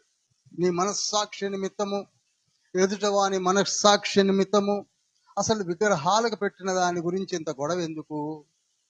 ఇక కొందరు మటన్ దగ్గర పోయి, చేపల దగ్గర పోయి అవి హలాల్, ఎవరు హలాల్ చేశారు, ఏమిటా హలాలు, ఎందుకు ఇవన్నీ? అంత నిష్ఠాగరిష్ఠులైన యోబు లాంటి వాళ్ళమా మనం? చాలా మనకు చాలా తెలివితేటలుంటాయండి. ఎటువంటి క్వశ్చన్స్ వస్తాయి తెలిసిందా? పంటలు పండే దగ్గర విగ్రహాలు పెట్టట్లేదా అంటారు. అరే వాళ్ళు ఎట్లా పెట్టుకుంటున్నారు నీకెందుకు? అది యూనివర్సల్గా పంట బయటకు వస్తుంది, ప్రతి గింజ పైన కాదు కదా. ఇవి కొన్ని పర్టికులర్గా ఒక పర్టికులర్ ప్లేసెస్లో పర్టికులర్గా చేసిన వాటి గురించి మాట్లాడుతుంటే ఎక్కడికో వెళ్ళిపోతామేంటి మన బుర్రంతా ఉపయోగించి? అతి చేస్తున్నాం. ఇక ఇంతకంటే ఎక్కువ చెప్పవలసిన అవసరం లేదు. నేనైతే అంతే అనుకుంటున్నాను. స్ట్రైట్ అవే ఒకే ఒక మాట చెప్తున్నాను. మీకు ఇంకా డౌట్ ఉంటే నాకు ఫోన్ చేయొచ్చు. మనస్సాక్షిని అనుసరించి తినుట అనే మాటలు డిబేట్లు జరుగుతున్నాయే, అది ఏ మనస్సాక్షి ఎవరు మనస్సాక్షో నాకు తెలియదు. నేను ఎంత స్టబర్న్ గా ఉన్నానో ఆ ఎదుటివాడు అంత స్టబర్న్ గా ఉంటాడని అనుకోవడం పొరపాటు. నేను రోజుకు 6 గంటలు బైబిల్ చదువుతూ ఉంటాను, అలానే ఎదుటివాడు రోజుకు 6 గంటలు చదువుతాడని అనుకోవడం పొరపాటు. కొందరు 8 గంటలు చదవచ్చు, 10 గంటలు చదవచ్చు, అసలు చదవకపోనవచ్చు. కనుక you cannot estimate your self with others. నీకు నీవుగా ఎంత గట్టిగా ఉన్నావో ఉండు. పౌలు గారు ఏమన్నారండి?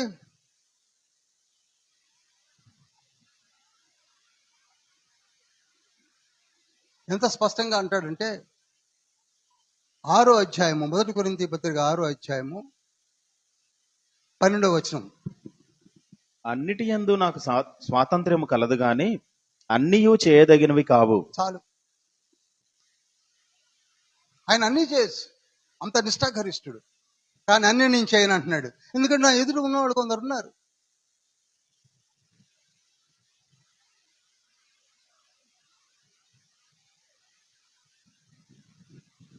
వాళ్ళ మనస్సాక్షి నిమిత్తమైనా నీవు జాగ్రత్తగా ఉండమని చెప్తుంది. చాలా టిపికల్ గా చాలా అర్థమైపోతుంది మీకు. మీ మనస్సాక్షి స్టబర్న్ గా ఉండొచ్చు, కానీ ఎదుటివాడు అలా అనుకోడు.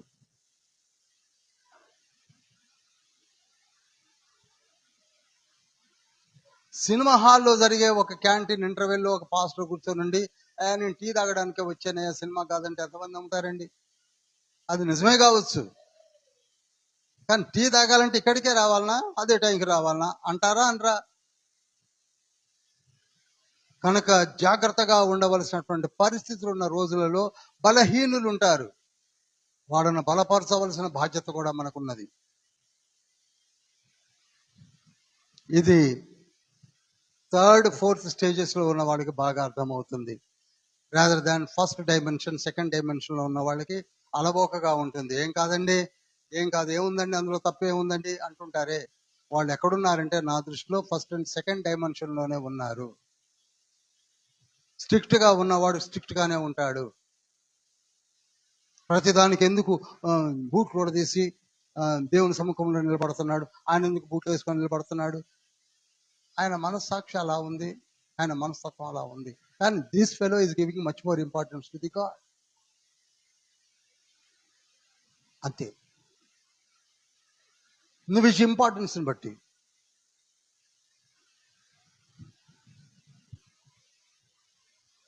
ఆ తర్వాత 9వ అధ్యాయంలోకి వస్తున్నాను నేను. ఓవరాల్గా మళ్ళీ చెప్తాను మీకు. 9లోకి వచ్చేటప్పుడు పరిచర్యను గురించి వివరిస్తూ వస్తాడు. 1 కొరింథీ 9లో పరిచర్యను గురించిన వివరణ.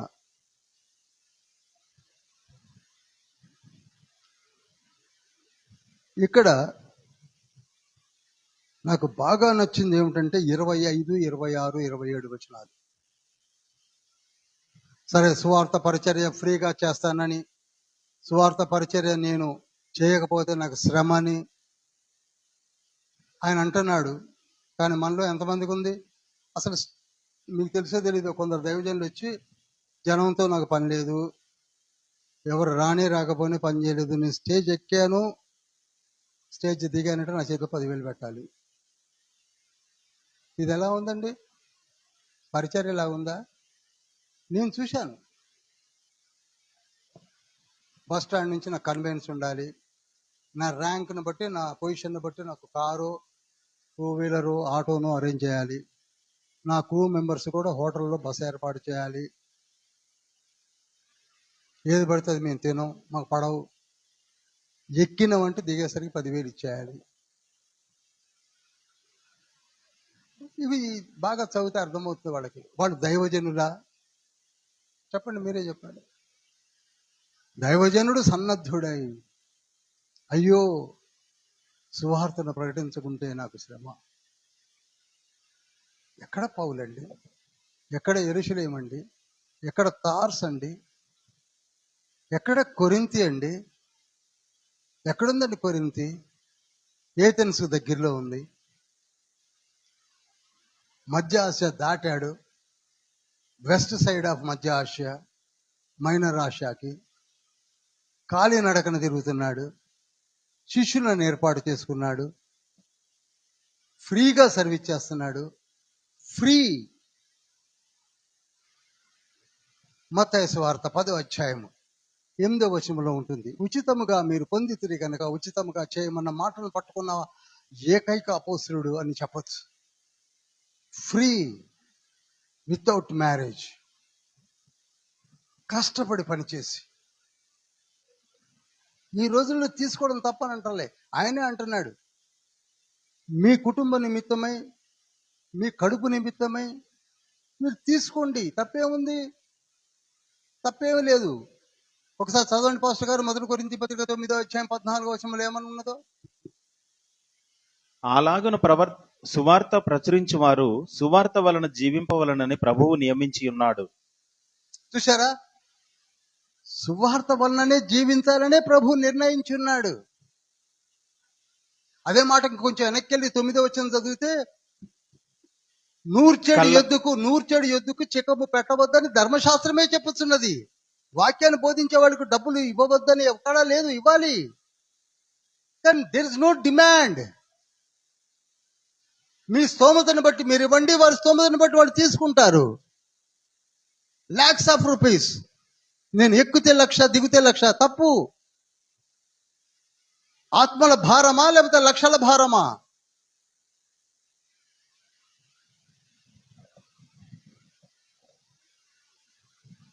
అంటే కోపాలు వస్తాయి, అంటే అన్ని రూట్లు తప్పిపోయి కూర్చున్నాయి.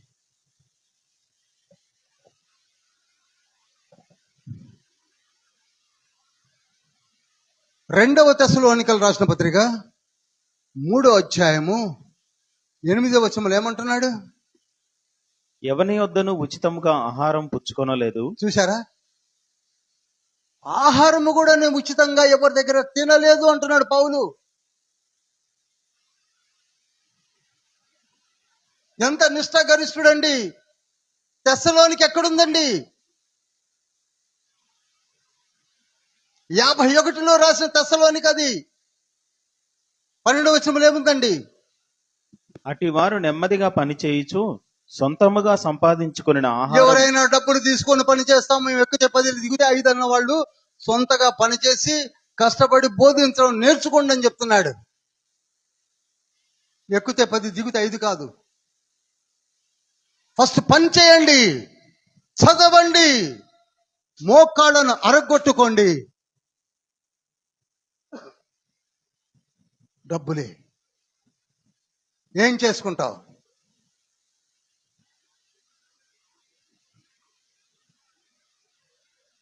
ఇక్కడనే అంటాడు చూడండి, 1 కొరింథీ పత్రిక ఇందాకనే చదివామే, 8వ అధ్యాయం 10వ వచనంలో ఏమంటున్నాడు?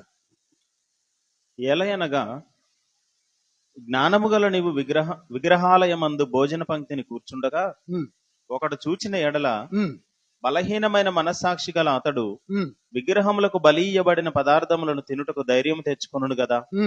అందువలన ఎవని కొరకు క్రీస్తు చనిపోయెనో ఆ బలహీనుడైన ఆ నీ సహోదరుడు నీ జ్ఞానమును బట్టి నశించును. చూడండి ఎంత క్లారిటీగా చెప్తున్నాడు అని. చివరికి అంటాడు, వాని కొరకు అసలు ఈ పెంట అంత ఎందుకని అసలు తినడమే మానేస్తా అన్నాడు. ఎవరి కొరకు ఈయన మానేశాడు అనుకుంటున్నారు? ఈయన ఎక్కడ మటన్ తిన్నా అక్కడ బలిచ్చిందే తింటున్నాడు అని చెప్పి అందరు అంటున్నారు. అసలు మటనే తిన్నా అన్నాడు. వదిలిపోయిందా? చచ్చిపోయేదాకా ముట్టుకోలేదు.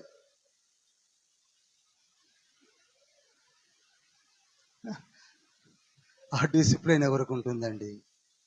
మాటలు చెప్పడం కాదు, పాటించడం కావాలి, చేతలు కావాలి.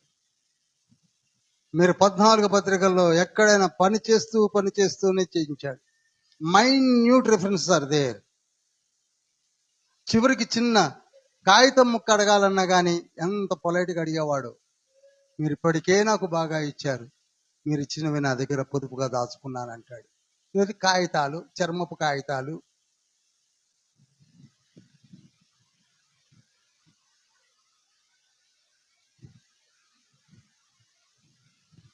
9:25. మరియు పందెమందు పోరాడు ప్రతివాడు అన్ని విషయముల యందు మితముగా ఉండును. వారు క్షయమగు కిరీటమును పొందుటకును, మనమైతే అక్షయమగు కిరీటమును పొందుటకును మితముగా ఉన్నాము.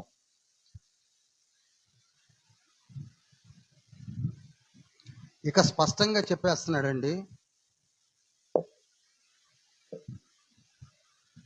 మనము అని అందరిని కలుపుకుంటూ కొరింథీ సంఘపు వారికి మనము మనది అనే మాటను కలుపుకుంటూ తన కఠోర దీక్షను వివరిస్తున్నాడు. ఈనాడు మీలో ఎవరైనా సరే దీక్ష పూని ఉన్నట్లయితే ఈ మాటలు మర్చిపోకండి. ఇక్కడ చూడండి ఏమంటున్నాడంటే, అక్షయమగు కిరీటమును పొందుటకు మితముగా ఉన్నాము. అక్షయమగు కిరీటం అనగా పరలోకములో మనకు కొన్ని కిరీటాలు ఉన్నాయని చెప్పకయ్య ఒక మర్మాన్ని చెప్తున్నాడు కొరింథీ వాసులకు. క్షయమైనవి కాదు, అక్షయమైనవి.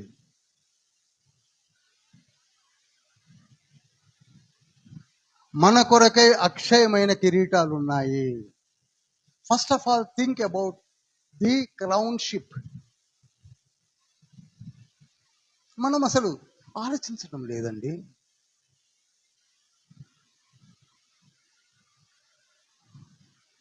మరి దాన్ని పొందుకోవాలంటే ఏం చేయాలంటే, నేను గురి చూడని వాని వలె పరిగెత్తు వాడను కాను. అంటే నాకు ఒక గురి ఉన్నది అని చెప్తున్నాడు.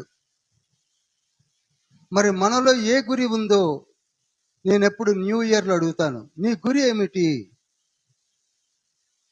అసలు నువ్వేం చేయాలనుకుంటున్నావు? నువ్వేమి పొందుకున్నావు? ఎన్నిసార్లు చదివావు? ఎంత అర్థమైంది, ఎంత అర్థం కాలేదు? కనుక ఒక గురి పెట్టుకోండి. 2026 ఏప్రిల్ కూడా వస్తుంది. ఏ గురి ఉంది? పాత పడిపోయింది. We are awaiting for Christmas.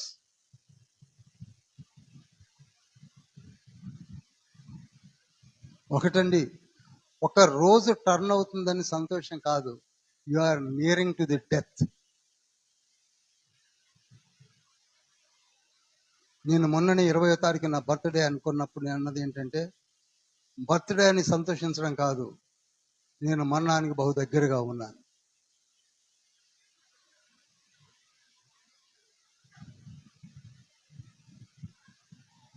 నీ గురి ఏమిటి? గాలిని కొట్టినట్లు నేను పోట్లాడలేదు, కానీ ఒకవేళ ఇతరులకు ప్రకటించిన తర్వాత నేనే భ్రష్టుడనైపోదునేమో అని నా శరీరమును నలగగొట్టి లోపరుచుకొనుచున్నాను. ఈ మాటలు పాస్టర్స్, ఇవాంజలిస్ట్, సరే ప్రాఫిట్స్, చాలా పెద్ద పొజిషన్, అపోస్టల్స్ చాలా చాలా గట్టిగా నోటికొచ్చింది వాగేసి, నోటికొచ్చింది చెప్పేసి గురి లేని జీవితం జీవించడం కాదు కావాల్సింది.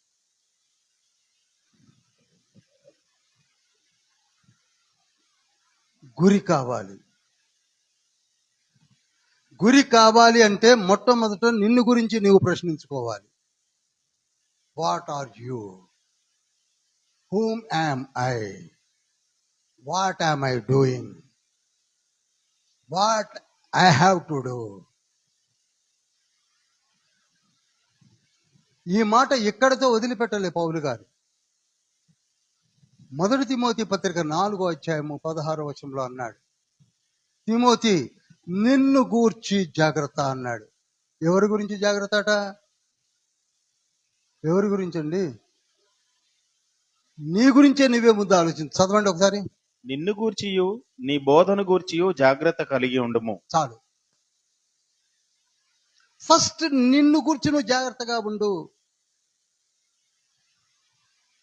సాయంత్రాల పూట బార్లలో తిరిగి నోటికొచ్చిన బూతులు మాట్లాడి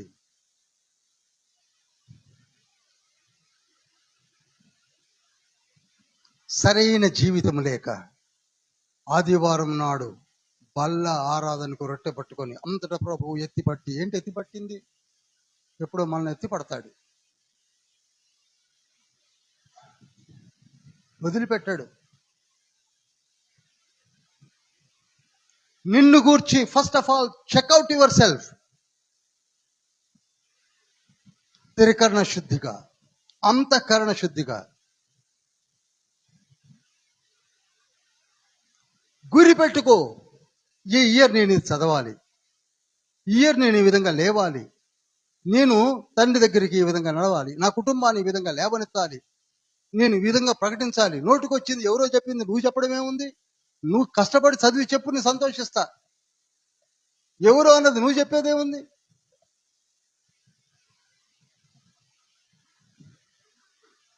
అందుకే ఫిలిప్పీ పత్రిక 3వ అధ్యాయము 7వ వచనంలో ఏమంటున్నాడు? అయినను ఏవేవి నాకు లాభకరములై ఉండెనో వాటిని క్రీస్తు నిమిత్తము నష్టముగా ఎంచుకొంటిని. చూడండి,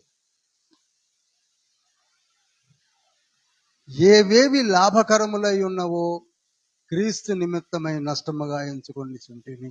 మనలో చాలా మంది నేను మటన్ మానేస్తాను, చికెన్ మానేస్తాను అండవును, 3వ నెలలో మళ్ళీ తినడం. అండం దేనికి? తినరాదు, నేను తినొద్దు అంటున్నాడా? చెప్పండి. లేదా ఇంకా తెలివిగా ఈ ఒక్క వారం మానేస్తాను అనుకోని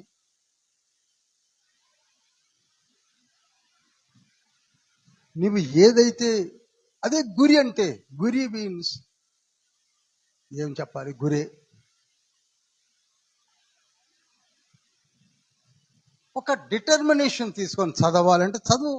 ఎవరు కొట్టారు నేను? చదవాలంటే చదవకు. తర్వాత 9వ వచనం చదవండి.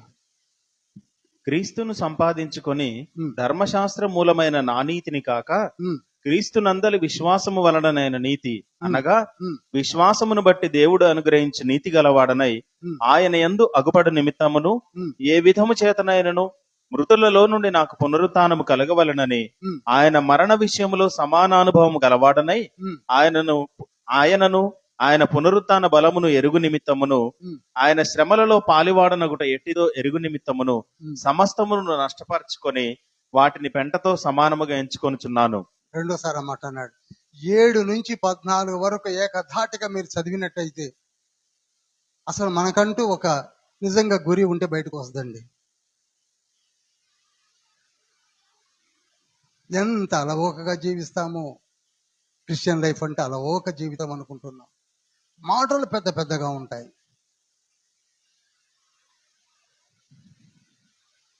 అందుకే యాకోబు కూడా అదే అన్నాడు, మీరు కోరుకుందురు గాని అడుగుదురు గాని మీకేరు ఏమీ పొందుకోలేరు. ఎందుకనగా మీరు దేని కొరకు అడుగుతారు?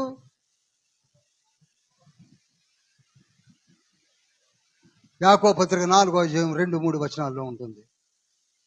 అందుకే మీరేమీ పొందుకోలేకపోతున్నారు.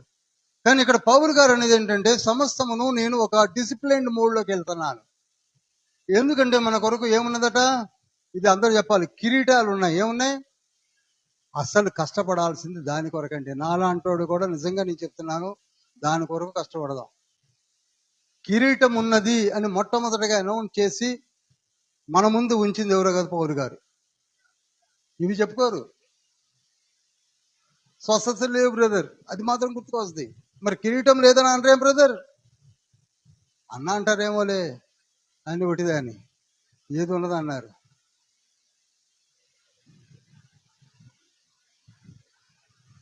ఏ కిరీటం కొరకట ఈయన తిప్పలు పడ్డది? చదవండి. అక్షయ కిరీటం కొరకు అన్నాడు. ఏ కిరీటం కొరకు చదువుతారా? 25-27 మధ్యలో.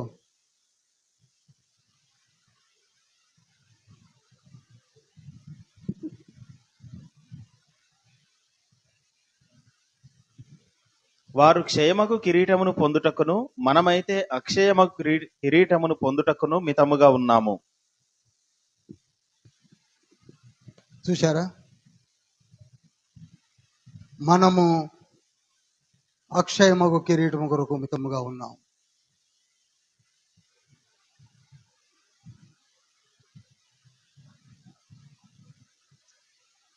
అక్షయమైన కిరీటము మన కొరకు ఉన్నది. అందుకొరకు ఆయన సమస్త, ఇది నోట్ చేసుకోండి. నంబర్ 1, అక్షయ కిరీటం ఉన్నది. కిరీటం అని సబ్హెడ్డింగ్ పెట్టుకొని నోట్ చేయండి. దీంతో నేను స్టాప్ చేస్తున్నాను.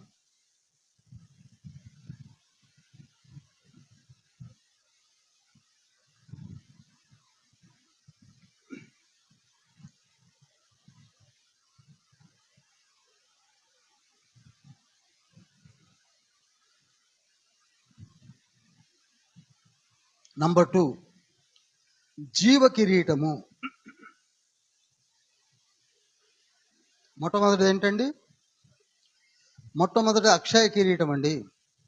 రెండవది జీవ కిరీటము. ఈ జీవ కిరీటము యాకోబు పత్రిక 1వ అధ్యాయం 12వ వచనంలో ఉంది. శోధన జయించి పొందు జీవ కిరీటము అని లిఖింపజేశాడు. ఎవరో కాదు, యేసయ్య యొక్క హాఫ్ బ్రదర్ అయిన యాకోబు. ఏమో పౌలు గారు రాసుకుంటా పోయారు అని అనుకోకుండా యాకోబు కూడా మెన్షన్ చేస్తున్నాడు, కిరీటం అంటూ ఉన్నది. మూడవది, మొదటి దశలోనికైలకు రాసిన పత్రిక 2వ అధ్యాయం 19వ వచనము. ఎలా అనగా మా నిరీక్షణ అయినను ఆనందమైనను అతిశయ కిరీటమైనను ఏది? మన ప్రభు అయిన యేసు యొక్క రాకడ సమయమున ఆయన ఎదుట మీరే కదా. ఏం కిరీటమట? అతిశయ కిరీటము.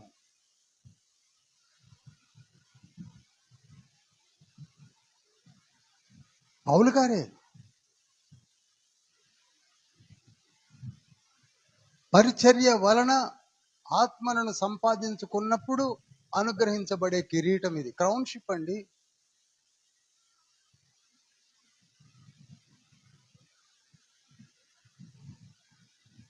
దేవదేవుడు ఇచ్చే ఒక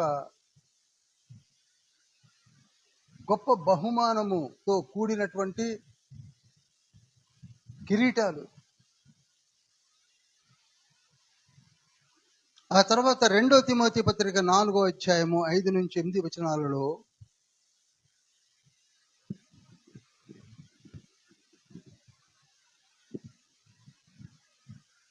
నీతి కిరీటము. నీతి కిరీటము. నీతి కిరీటము అది నాకే కాదు మీకును అనే మాట కూడా యాడ్ చేశాడు. చదువుతారా?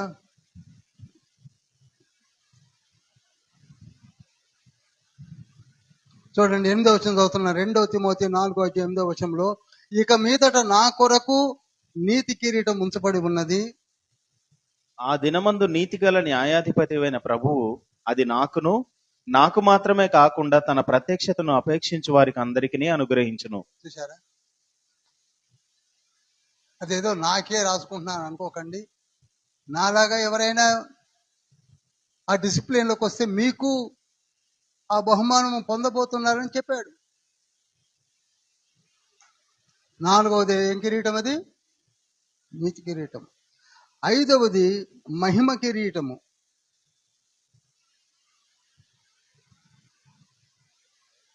ఇది స్పెషలైజ్డ్ టు,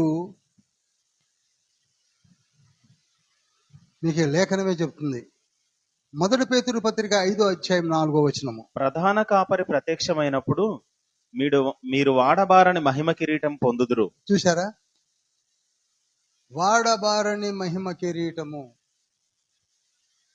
ఇది పేతురు, అంతకుముందు యాకోబు, పౌలు గారు.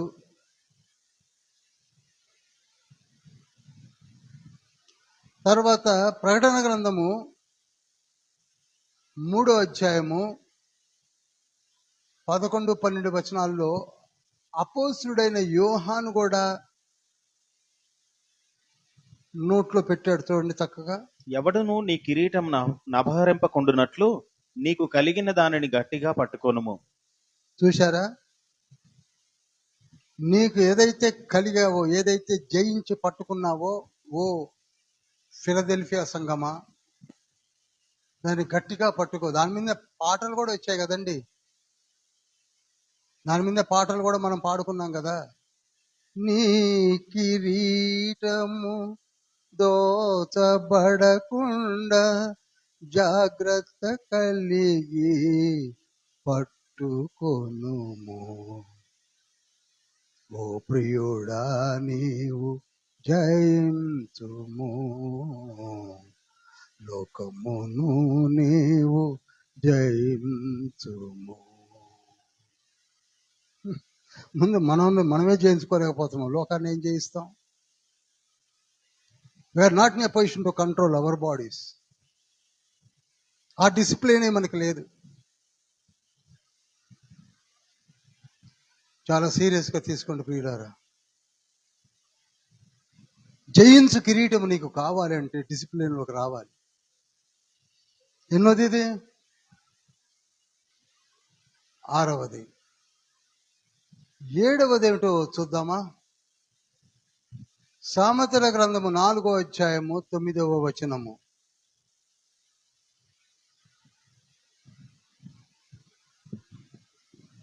అది నీ తలకు అందమైన మాలిక కట్టును, ప్రకాశమానమైన కిరీటమును నీకు దయచేయును. ఈ కిరీటము ప్రకాశమానమైన కిరీటము.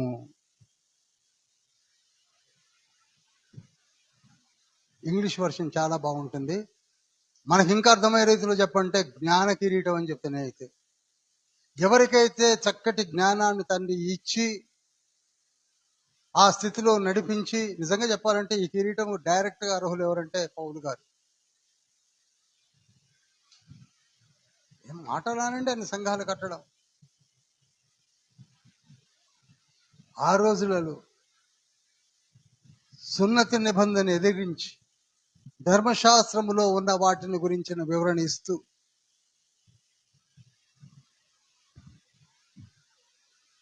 7 కిరీటాలను ఒకసారి మీరు రిపీట్ చేస్తారా?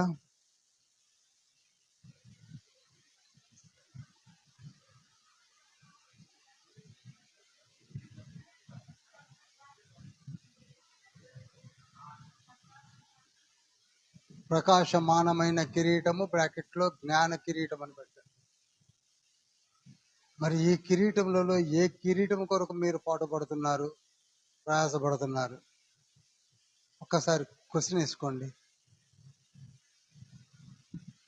ప్రశ్నించుకోండి ప్రియులారా, ప్రశ్నించుకోండి. ఓ ప్రియుడా నీవు జయించుము, లోకమును నీవు జయించుము.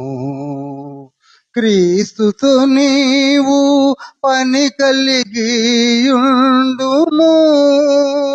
భయపడకుము నీవు దిగులు పడకుము, భయపడకుము నీవు దిగులు పడకుము. ఓ ప్రియుడా నీవు జయించుము, లోకమును నీవు జయించుము. లేచి నిలబడదాం. నేను మళ్ళీ చెప్తున్నానండి, the valuable life which God has given to us, ఆ యొక్క ప్రాముఖ్యతనే తెలుసుకోలేకపోతున్నాం. నీ జీవిత విలువలనే నీవు తెలుసుకోలేకపోతున్నావు. ఆయన రూపమును, ఆయన పోలికను కలిగి ఉన్న నీవు ఏ గురితో నీవు జీవిస్తున్నావు? ఎన్నో మార్లు నేను చెప్పాను, ఎందుకు మన కొరకే యేసుక్రీస్తు ప్రభు వారు దిగి రావాల్సి వచ్చింది? ఎందుకు ఆది అపోస్తులను ఏర్పాటు చేసుకొని అంత వ్యయ ప్రయాసలకు లోనై ప్రాణములు సైతము త్యజించి గురి కలిగి జీవించి మన ఎదురుగా ఉంచినటువంటి లేఖనములను ధ్యానించకుండగా అవి లేవు, ఇవి లేవు, అవి బట్టిదే, ఇవి బట్టిదే అని 2000 సంవత్సరాల నుండి కాలయాపన చేస్తున్న మనము రేపటి దినాన తీర్పు సింహాసనం ఎదుట ఏ సమాధానం చెప్దామనుకుంటున్నాం? నీకు అనుగ్రహించబడిన తలాంతులను ఏం చేస్తున్నావు? ఒకరికి 1, మరి ఒకరికి 2, శ్రేష్టమైన వారికి 5 తలాంతులను ఇచ్చి ఉన్నాడు తండ్రి.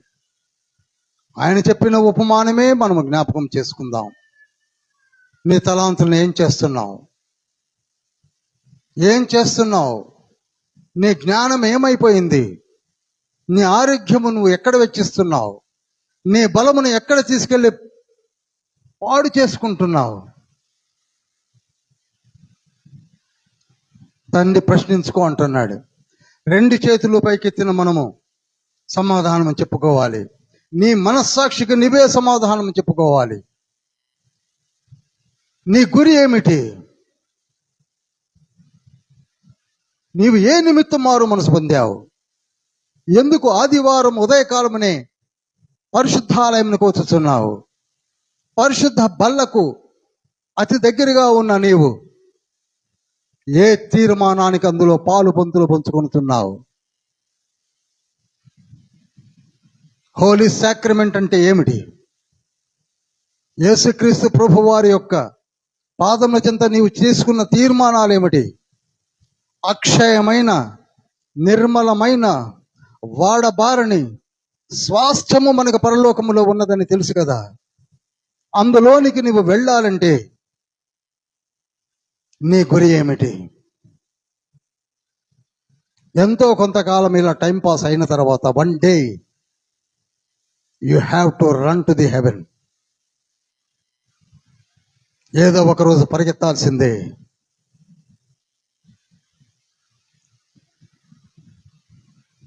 డిఓడి అందరికీ ఉన్నది డేట్ ఆఫ్ డెత్.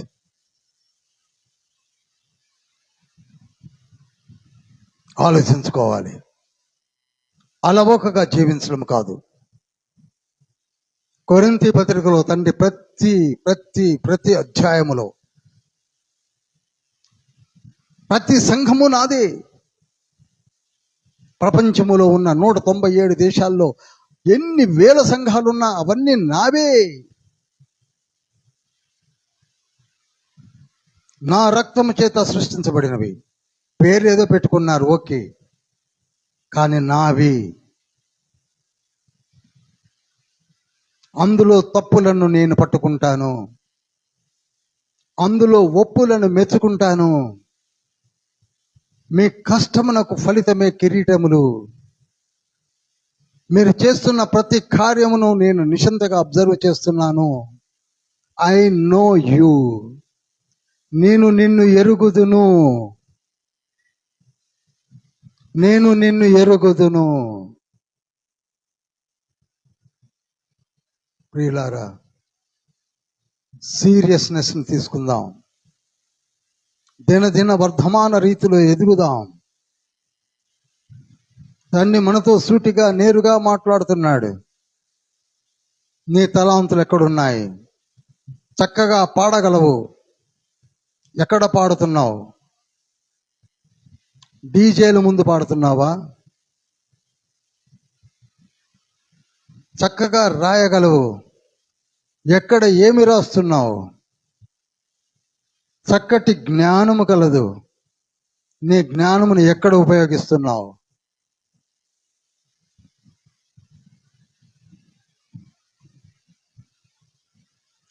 తండ్రి సూటిగా అడుగుతున్నాడు. మనతో మాట్లాడడానికి ఇష్టపడుతున్నాడు. నేను నిన్ను ఏర్పరచుకున్నాను యాజక రారాజుల వలె. మీ మహిమను నేను పరలోకములో చూస్తాను. ఎంత మహిమయుక్తమైన జీవితాన్ని జీవిస్తూ మీరు ప్రకటిస్తున్నారో ఆ మహిమను నేను పరలోకంలో చూస్తాను. ప్రకటన గ్రంథం 21వ అధ్యాయం 24వ వచనంలో ఉంటుంది. రాజులను పిలిచాను మిమ్ములను. రాజరికటపు టంచులలో మీరు ఎక్కడ పయనిస్తున్నారు?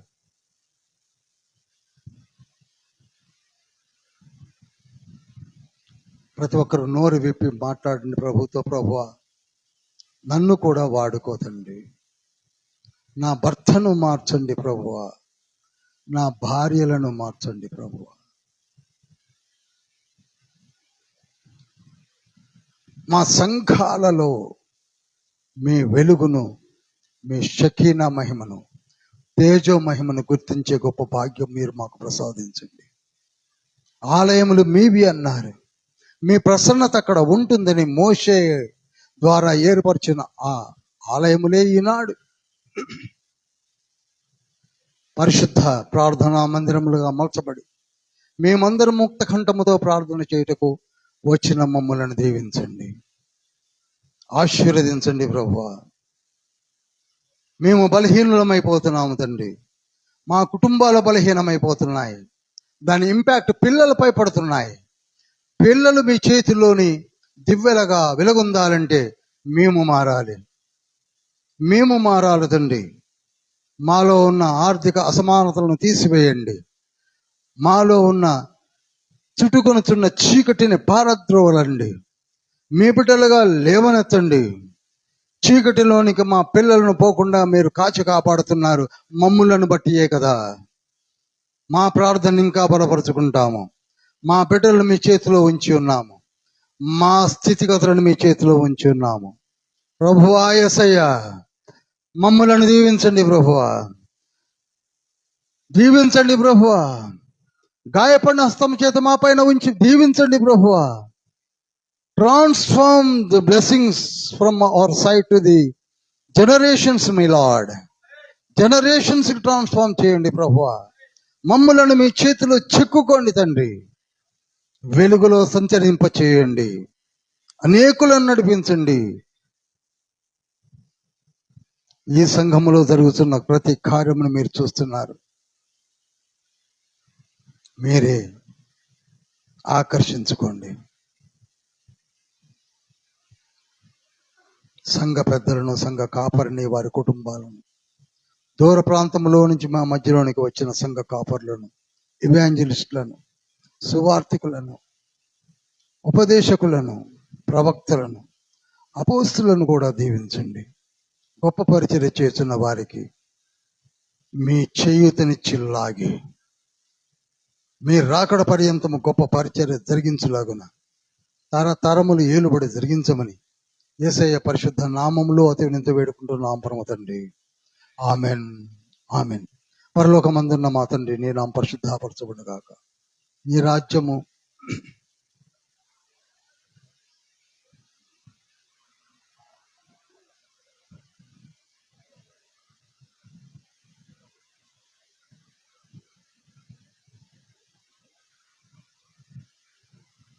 ఎందుకనగా రాజ్యము, శక్తియు, మహిమయు నీవై ఉన్నావుగా గొప్ప దేవ. బెనడిక్షన్ ఇస్తున్నాను. యేసుక్రీస్తు ప్రభు వారి యొక్క కృప, తండ్రి అయిన దేవుని ప్రేమ, పరిశుద్ధాత్మని యొక్క సహవాసము సదా మనకును ప్రపంచములకు తోడై నీడై ఉండును గాక. ప్రభు యేసు రక్తమే జయము, ప్రభు యేసు నామమే జయము, ప్రభు యేసు రక్తమునికే సంపూర్ణ విజయం కలుగును గాక. ఆమేన్.